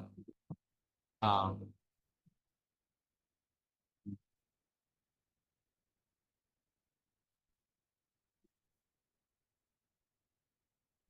I'm not starting the research. In fact, I'm just searching for my topic. But searching topic itself is a process. But generally, people do like searching topic is simply like taking out from a mind. But in systematic approach, it's not like that. It's systematic approach. It should be systematic in using the title also. So what I'm doing is right now, I'm searching my topic. The area of interest is on-source revenue. So I have searched on-source revenue from database like Scoopers website, Web of Science, using the tools. I am trying to get a larger picture from global perspective. From where I have got this visualization. From there, we can find out where is the gap, where is the area of research I can further pursue. So that's in that stage I am now. From here, I will get my topic. Then I will choose the research design. I will choose my methodology. I will further continue for my research.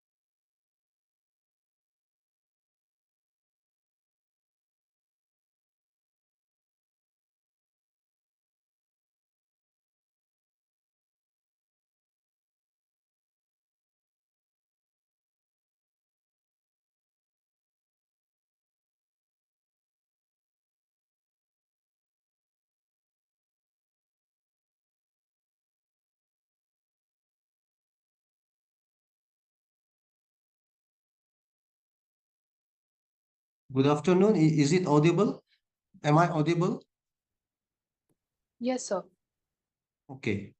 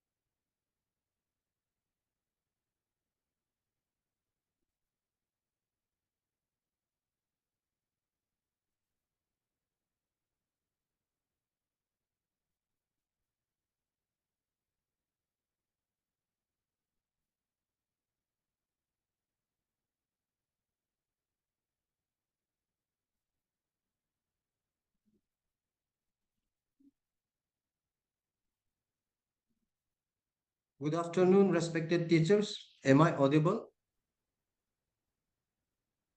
Hello, am I audible? Dr. Sir, I Jona, can hear you properly. Am I audible, sir? am I audible? Yes, sir, I can hear you.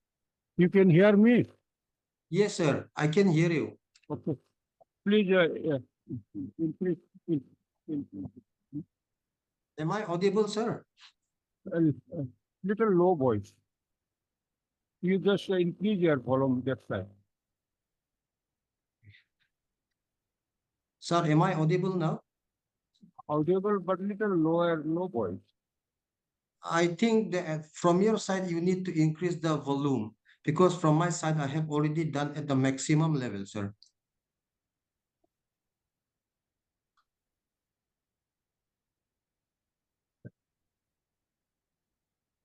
Can you start now, madam? Is it okay?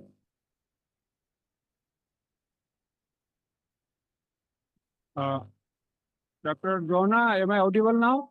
Yes, sir, I can hear you loud and clear. Okay, we shall start now. Good Okay. afternoon. Good afternoon, sir. Thank you for, attending this international conference on global environment and transit summit. Myself, Professor Ganga Prasad Parsan, I am former Vice Chancellor of Tripura University. I am Professor of Commerce in Manipur University in Phal. I am chairing this session. Along with me, here teacher, Professor E. Nishan Singh is here.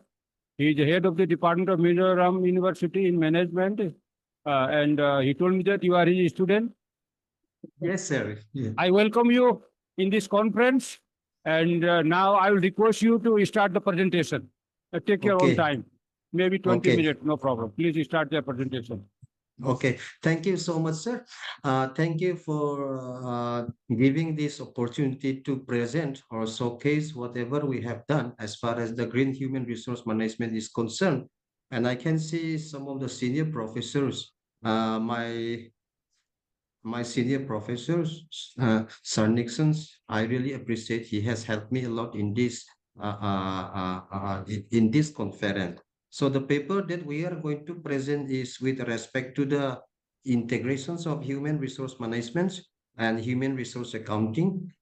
This will try to showcase or try to find out how the green human resource management has been applied with respect to the human resource accounting, taking into considerations of the green environment and some other things. So I have worked this paper with my student Himadri Krishna, and then she will be presenting the topic. So without wasting much time, let me hand over the mic to the Himadri, And please, Himadri, you may present.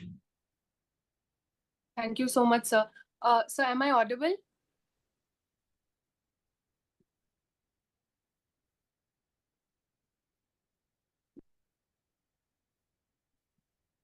Sorry, sir. I don't think I can hear anyone. Am I audible and visible? I think, Himadri, you may go ahead. They can hear you. Okay, okay. Okay, I'll just share my screen.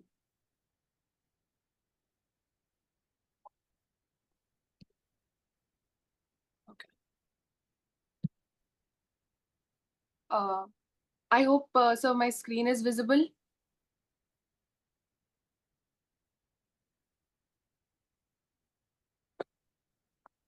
I'll just, Yes, Himadri, go ahead. I think your screen is visible.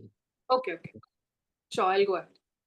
So good afternoon, everyone. My name is Himadri Krishna, and along with Sir, I am presenting this paper from the Department of Human Resource Management at the Xavier's Institute of Social Service. So our conceptual paper is titled Integrating Green Human Resource Management and Human Resource Accounting, a conceptual framework for measuring sustainable human capital.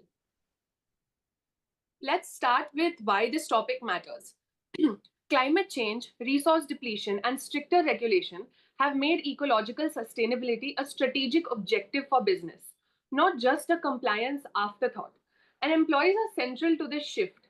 Their skills and daily decisions determine whether green standards on paper actually get implemented on the ground. Yet, historically, human resource management has been treated as a supporting function, not the driving force behind corporate sustainability policy. That is the gap that our paper addresses. This isn't a new conversation, though. The roots go back decades. Levin Schwartz founded human resource accounting in 1971. Barney gave us the resource based view in 1991. Ware Meyer first linked HRM to environmental management in 1996. Applebaum and colleagues established the AMO Ability, Motivation, and Opportunity Framework in 2000. Renwick and colleagues formally defined green HRM in 2013, and Dumont and colleagues linked green HRM to green behavior in 2017. Our paper is trying to draw all of these threads together. Now, here is the core research problem. We have two well-developed literatures that have never really spoken to each other. On one side, GHRM research answers the behavioral and environmental what happens question with a lot of confidence. Green behavior, psychological green climate, green innovation, environmental performance. But it rarely asks what is this green human capital actually worth economically. On the other side, human resource accounting has over 50 years of methodologically rich tools, both cost-based as well as value-based, for valuing human resources as organizational assets. Going back to Levin Schwartz in 1971 and Flumholz in 1999 as well. But HRA has only ever been applied to human capital in general terms. So total workforce value, replacement cost of key employees, it's never been broken down for sustainability specific categories. So neither field has translated green human capital into measurable economic value. And that is the persistent omission that our paper addresses. Given that gap, our paper has three main objectives. Number one is to synthesize the literature. So identifying conceptual complementaries between GHRM as well as human resource accounting. And secondly, to explain the mechanism. So using a resource-based view and the AMO framework to show how GHRM actually builds green competencies. And third, to propose an integrated framework connecting GHRM investment, green competencies, value creation, and human resource accounting based human capital value. So two theories are anchoring this framework, and it is resting on these two theoretical pillars. The first is Barney's resource-based view from 1991. It basically says that long-term competitive advantage rests on resources that are valuable, rare, imperfectly imitable, and non-substitutable, the VRIN criteria. We argue firm-specific green competencies can meet all four of these. So they are valuable because they reduce cost, meet regulation, and drive innovation. They are rare because they combine technical expertise with a value-based orientation, and they're imperfectly imitable because they're embedded in a company's culture and training history. And they're non-substitutable because they involve tacit judgment-based decisions that technology can't really replace. And the second pillar is, of course, our ability, motivation, and opportunity framework from Applebaum and colleagues in 2000. This explains the mechanism. So green training and green recruitment builds the ability, environmental knowledge and skill. Green reward and compensation builds the motivation to apply that knowledge. And green performance management creates the opportunity to actually act on it. Now, from the point of view of the methodology, this is an integrative literature review and a conceptual synthesis, not an empirical study. So we have worked through 4 stages. Number 1 being literature identification across 4 major streams. So green human resource management, human resource accounting, sustainability accounting, and green organizational behavior. Second, analytical synthesis, which was basically guided by 3 questions. So how does GHRM build green competencies? How do those competencies create value? And how can HR accounting measure that value? Third is theoretical integration. RBV explains the strategic value, the AMO theory explains the mechanism, and fourth of all, the framework development. So mapping all of these relationships into a sequential logic running from green human resource management investment, through to HRA measurement. Now coming to the integrated conceptual framework, this shows the heart of our paper. So the framework itself as a sequential chain of 6 stages. It starts with GHRM practices. So recruitment, training, performance management, and reward systems aligned with environmental goals. These translate into human capital investment, meaning we treat GHRM spending as an investment in people, not just as an operational cost. That investment will produce green competencies. So environmental knowledge, ecological problem solving skill, and the motivation to apply them. Those competencies then flow through value creation mechanisms. So things like green behavior, resource efficiency, green innovation, environmental compliance, productivity, as well as retention, which in turn will end up enhancing human capital value. And finally, human resource accounting measurement makes that value visible and usable for decision makers. Importantly, we are not saying HRA is an accounting mandate. We are mostly positioning it as a measurement mechanism for the economic value of green human capital for internal management evaluation. Now, looking at this valuation model and GHRM application, so how would this actually be measured? So we are mapping 5 established HRA approaches onto possible green human resource management applications. So historical cost measures actual HR related expenditure. So let's say green training or recruitment spend. Replacement cost measures what it would cost to replace an employee, applied here to replacing green skilled employees. Opportunity cost measures the value of alternative internal use relevant to allocating scarce green talent. Then on the value-based side, the Levin-Schwartz 1971 model estimates the present value of expected future earnings, which we will apply to green-skilled employee groups. And Flumholtz 1999 model estimates expected future rewards, accounting for role mobility, which fits well with how green competencies as well as career movements, these interact. So each has their own trade-offs. For example, historical cost is backward-looking and earnings-based model faces an attribution problem, which I'll come back to. So here are the 4 propositions that we are deriving for future empirical testing. So the first one is GHRM investment positively impacts the development of employees' green capabilities. The second is green competencies add value through green behavior, resource efficiency, green innovation, compliance, productivity, and retention. And these organizational sequences add to human capital value when they can be recognized and quantified using suitable valuation indicators. And as for the fourth one, HRA offers a possible measuring tool for the economic value of green human capital. But this is conditional on assumptions about attribution, service life, and discount rates.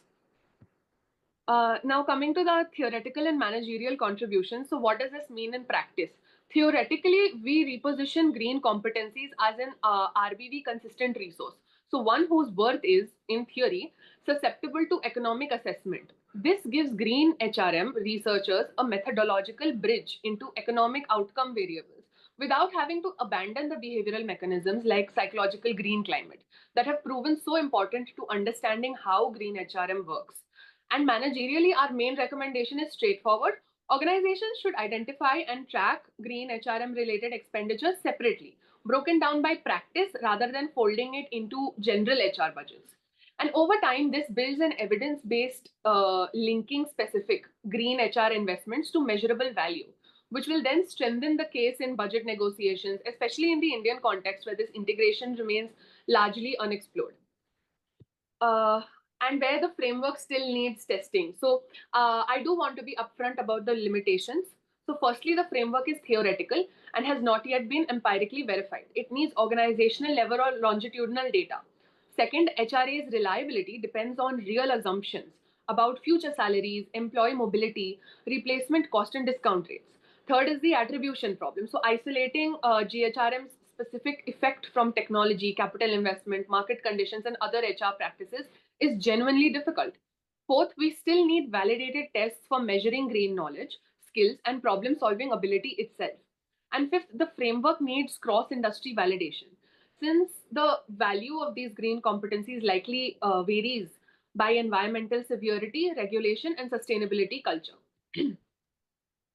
So to conclude, green HRM shows us how green competencies are built. HRA, on the other hand, offers tried and tested tools to determine what they're worth. Together, they form a conceptual bridge, not a claim that green HRM cost is automatically an accounting asset, but a systematic foundation for the empirical research that can come next.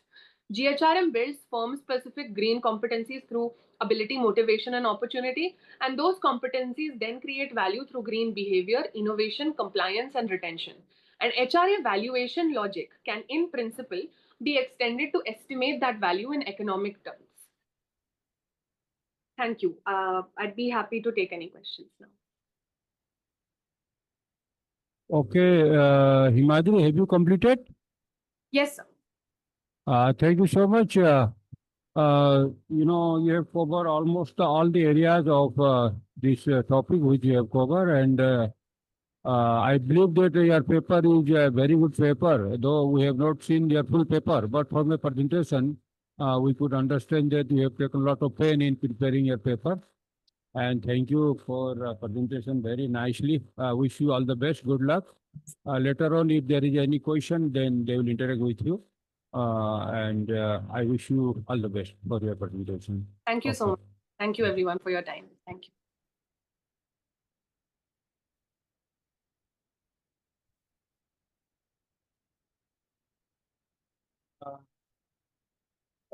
Who is there online? You know, as per our list, there is a paper prepared by Arpish R. Marak and Dr. S. Sunindros. Then also there is another paper by Joshua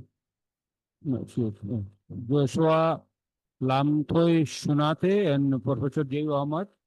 Also, there is a paper submitted by Shingwa Sujita Anal, Dr. Mohammad Sarwar Rahman, and Chitung Mary Thomas.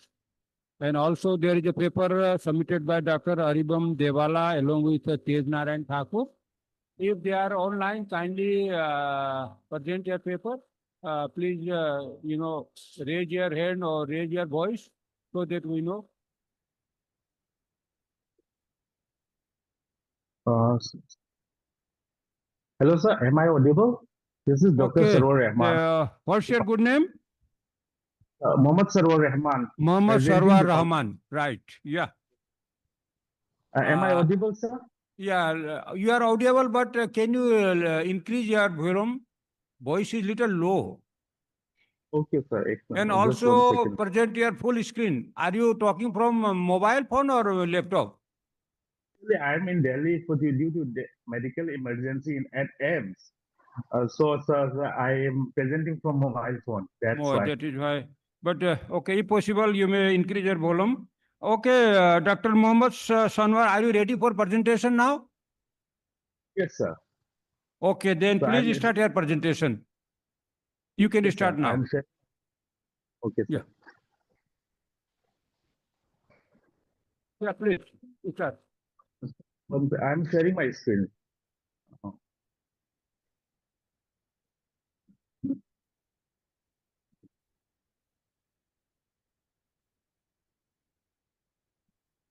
So are you visible?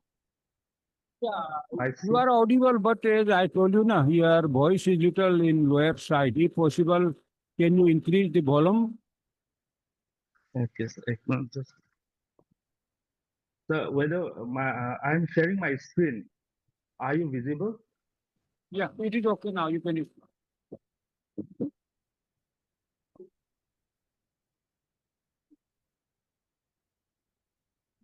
Okay, respected Chairperson, Professor G.P. Prasad sir, and Sir Nixon, and the other learned faculty members, it's my honor to be present here in this beautiful conference. So the topic of my today's presentation of my study is the green entrepreneurial ecosystem for the sustainability development. Actually, sir, it is a review paper, and let's. Shall I start, sir? Actually, so in today's this ecological era, does the green entrepreneurship actually deliver the sustainable development, or we simply assume it does? So over the past decade, the green entrepreneurship has become something of buzzword used to describe everything from the solar startups to eco-friendly cafes. But in literature and frankly in policy circles too, the term is often used loosely or almost interchangeably with the sustainable entrepreneurship, circular entrepreneurship, or simply doing business responsibly.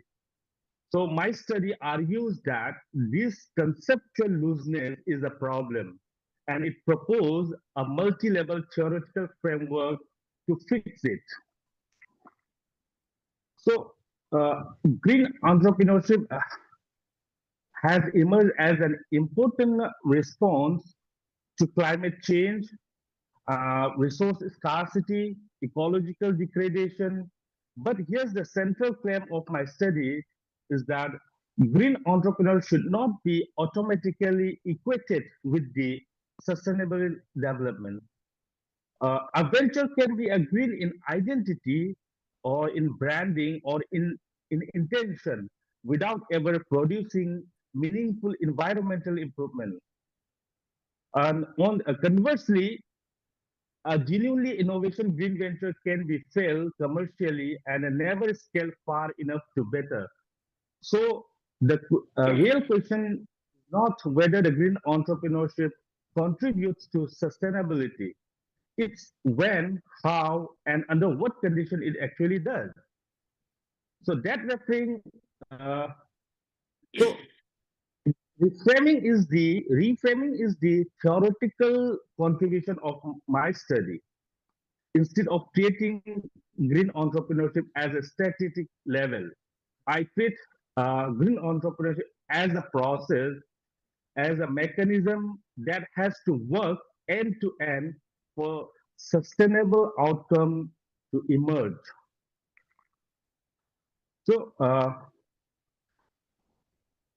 conceptually, what exactly is green entrepreneurship and how is it different from the neighboring concept? Uh, so you will see in this slide. I define it as an entrepreneurial action built on three pillars: opportunity recognition, innovation, and environmental intentionality. So, the third pillar is important where it a lot of sloppy usage in the literature breakdown. A company that cuts material use purely to save money is not necessarily practicing green entrepreneur, even if the outcome looks environmentally beneficial.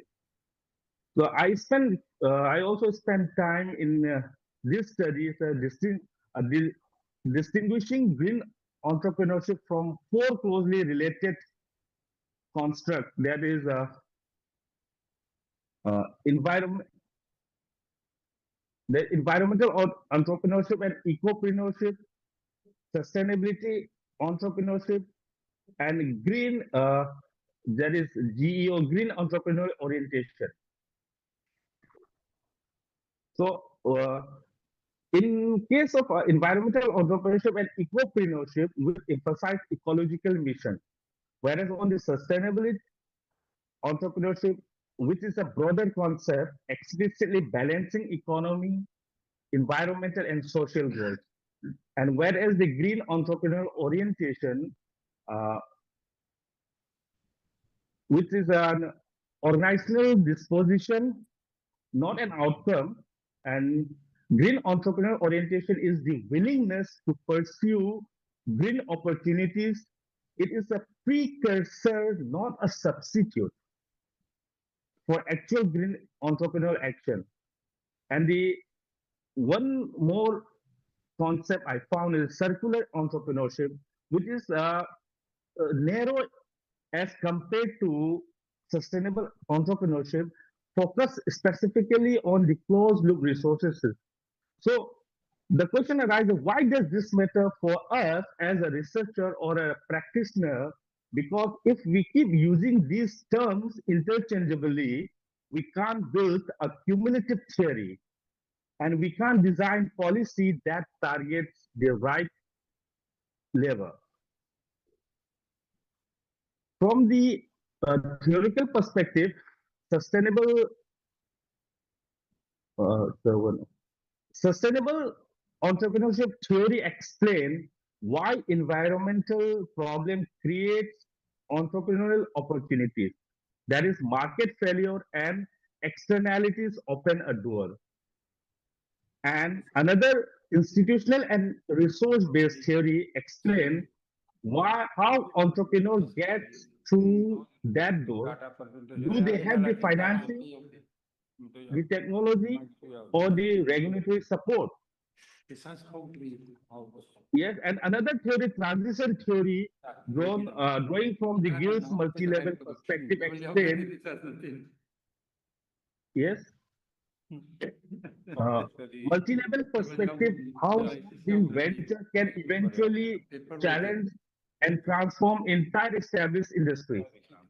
And the last theory, that is business model and stakeholder theory, which explain how ventures actually capture and scale value once the innovation exists. So, bringing together, the environmental pressure is the outcome of opportunity recognition, then opportunity recognition, resource mobilization, then institutional interaction, and green innovation and business model development, thereby stakeholder collaboration that leads to market formation and sustainable value creation. These are the mechanisms that must work together in order to sustainable development, sir. That is green innovation, resources, everything of this. So that's the theoretical background of this entire study. To this ground, sir, I look across 5 domains where green entrepreneurship shows up in practice. That is renewable energy, sustainable agriculture, ecotourism, circular and waste entrepreneurship, and green manufacture. This looks very different on the surface. A solar startup and ecotourism law do not resemble each other operationally, but underneath, they share the same 4 mechanisms, that is green innovation, resource mobilization, stakeholder collaboration, and institutional embedded. So that's the point. These are the 5 different phenomena, and these are 5 such manifestations of underlying. Dr. Rahman, kindly tell your findings. If there is any data analysis, kindly show this table and tell your findings. Actually, sir, I have identified 6 mechanisms through multi-level literature review. Actually, this is a review paper, sir. So I identify 6 mechanisms. Have you collected some data for your paper? No, yes, primary or I second? do the actually, sir. This is secondary. I do meta analysis for this. There is only theoretical portion in your presentation. Huh? There is no data or analysis. Okay. Then Yeah, yeah. kindly present your findings and give a few suggestions. Okay, this is a critical tension of sir. As I told you, the paper examines the institution and policy ecosystem, the green finance, regulation, technology access, and coordinated ecosystem, because environmental benefits are often underpriced and environmental costs are often externalized. Without institutional correction, even the best green innovation may never become a commercial viable. That's my first, one of the most important findings. Labeling, green labeling is not the same as environmental additionality. That means we need to ask what would not have happened without the venture, not just whether it calls itself a green. And at the firm level, improvement is not the same as system level transformation. On and last one, but not the least, that resource scarcity has a non-linear relationship with the green entrepreneurship.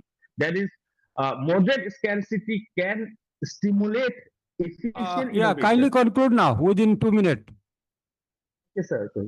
So my conclusion, sir, implication and conclusion is that uh, what does this mean in practice? For researchers, it means that creating green entrepreneurship is as a multi-stage, multi-level process, and measuring intention, activity, innovation, and outcome as analytical distinct variables, not proxies for one another. This is for researchers, sir. And for managers and entrepreneurs, it means the environmental sustainability should not be treated as a compliance checkbox. It is a genuine source of innovation and market opportunity, but one that usually requires external partnership to scale up. And for policymakers, the key message is don't just count the number of green ventures you have created. Focus on whether venture can actually scale and diffuse, because the entrepreneurial entry and entrepreneurial impact are two different things. Okay, So thank to you. us, the Thank you, Dr. Rahman. You have presented your paper very nicely. We'll be happy if you present or prepare a paper with some information like, numerical information analysis. Thank you very much. All the best. Yeah, okay. You can, detect. Okay. Thank you, sir. Thank you very much.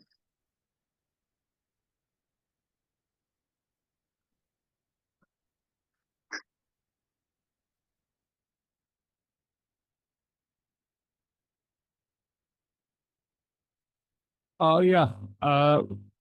Dr. Devla and Tej Narayan, out of you, who is there in online for presenting paper?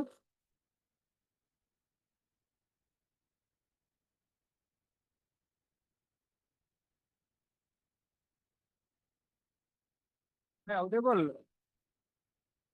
Dr. Devla and Tej Narayan Thakur. If you are there online, kindly say hello.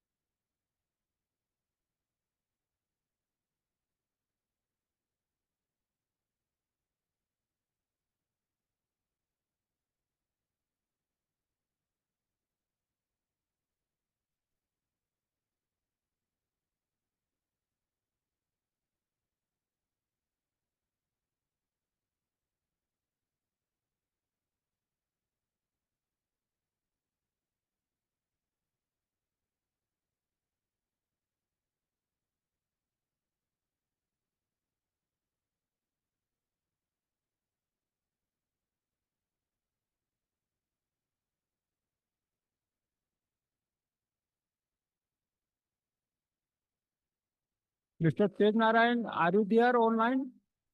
Or Dr. Dewala?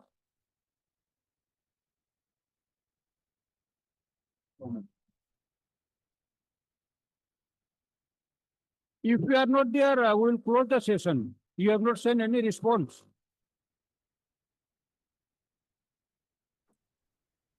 Hello, sir. He is not able to connect. Dr. Dewala, you are speaking. But please on your video.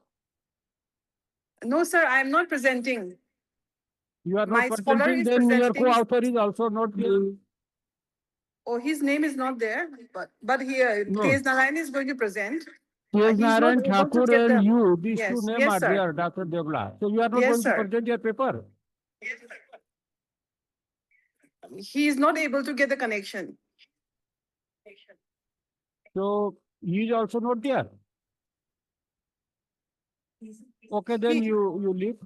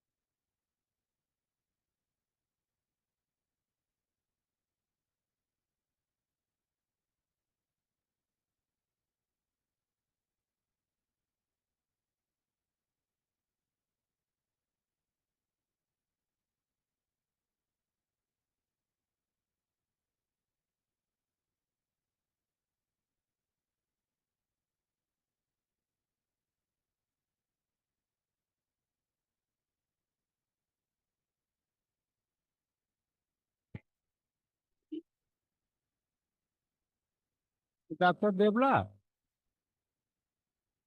Tej Narayan had not joined in this session. So we are going to close this session, okay? We have another program immediately.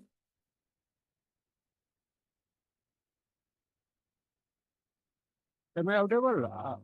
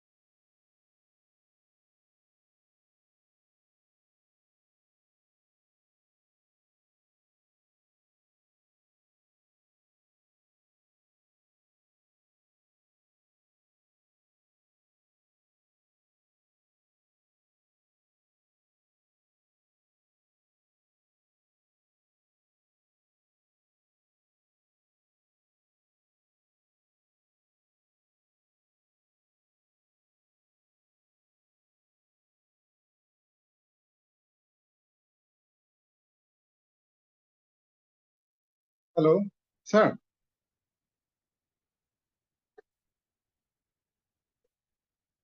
Hello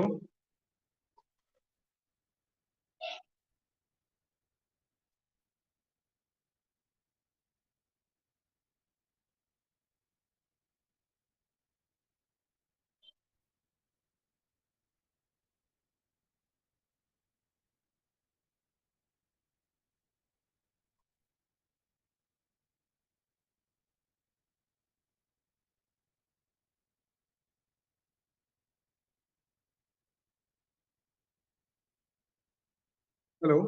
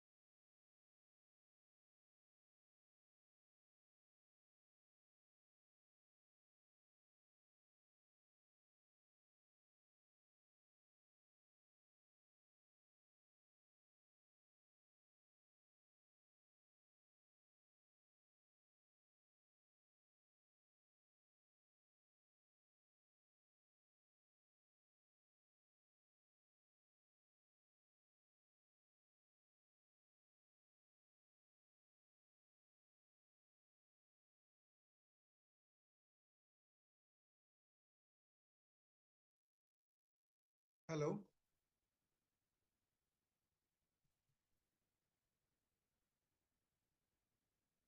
hello sir खत्म हो गया क्या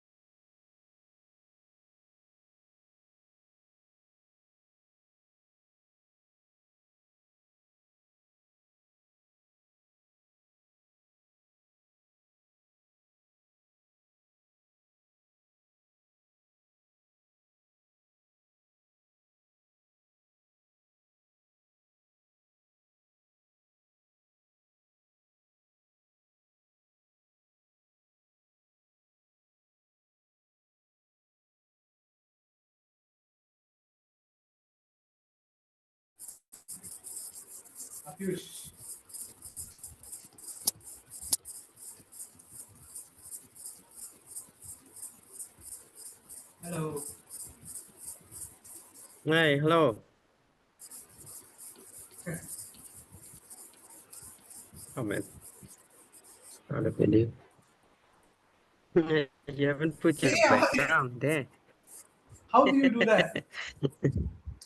Uh, Hey, how are you you supposed to move do to that? the settings.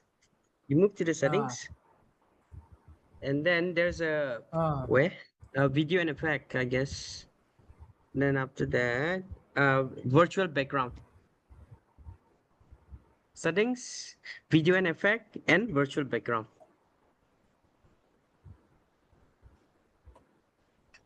it's not Did you there, man. see? Virtual background. Stop my video No, when it's sharing there. It's background. there. Video reference and virtual background is there. See, a general. Hmm? Not there, man. You're not You using go from to website or you go to more. You go to more instead. yeah, and then You go to more uh-huh. settings, more settings, and then Ah, video effects is there, right? no, only video. Video, audio, statistic, about. You go to video then. Yeah. I don't know if But it'll then come or not. it's not there. Background is not there. Video rendering method and all. Uh-huh. Hey, this is coming. This is coming clear or what? Or is it backward? This GETS and all. It's clear, it's clear. It's not that clear, but Oh, then it's yeah, okay. it's visible. It's Hey, okay. you're using the website or you have the app? The app. I'm using the app. Oh, that's why. You haven't installed. Uh-huh. I'm using from the web. That's true. Should I install? That's why I guess. Is it better? Huh? I can install. I'll install that. Yeah, it's better you install I it. think I should install. We're supposed to use it like this or what? This background. But it's in instruction. It's written like that. Huh.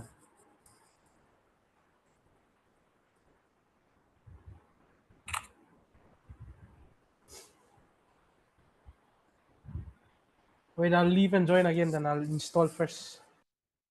Yeah, sure.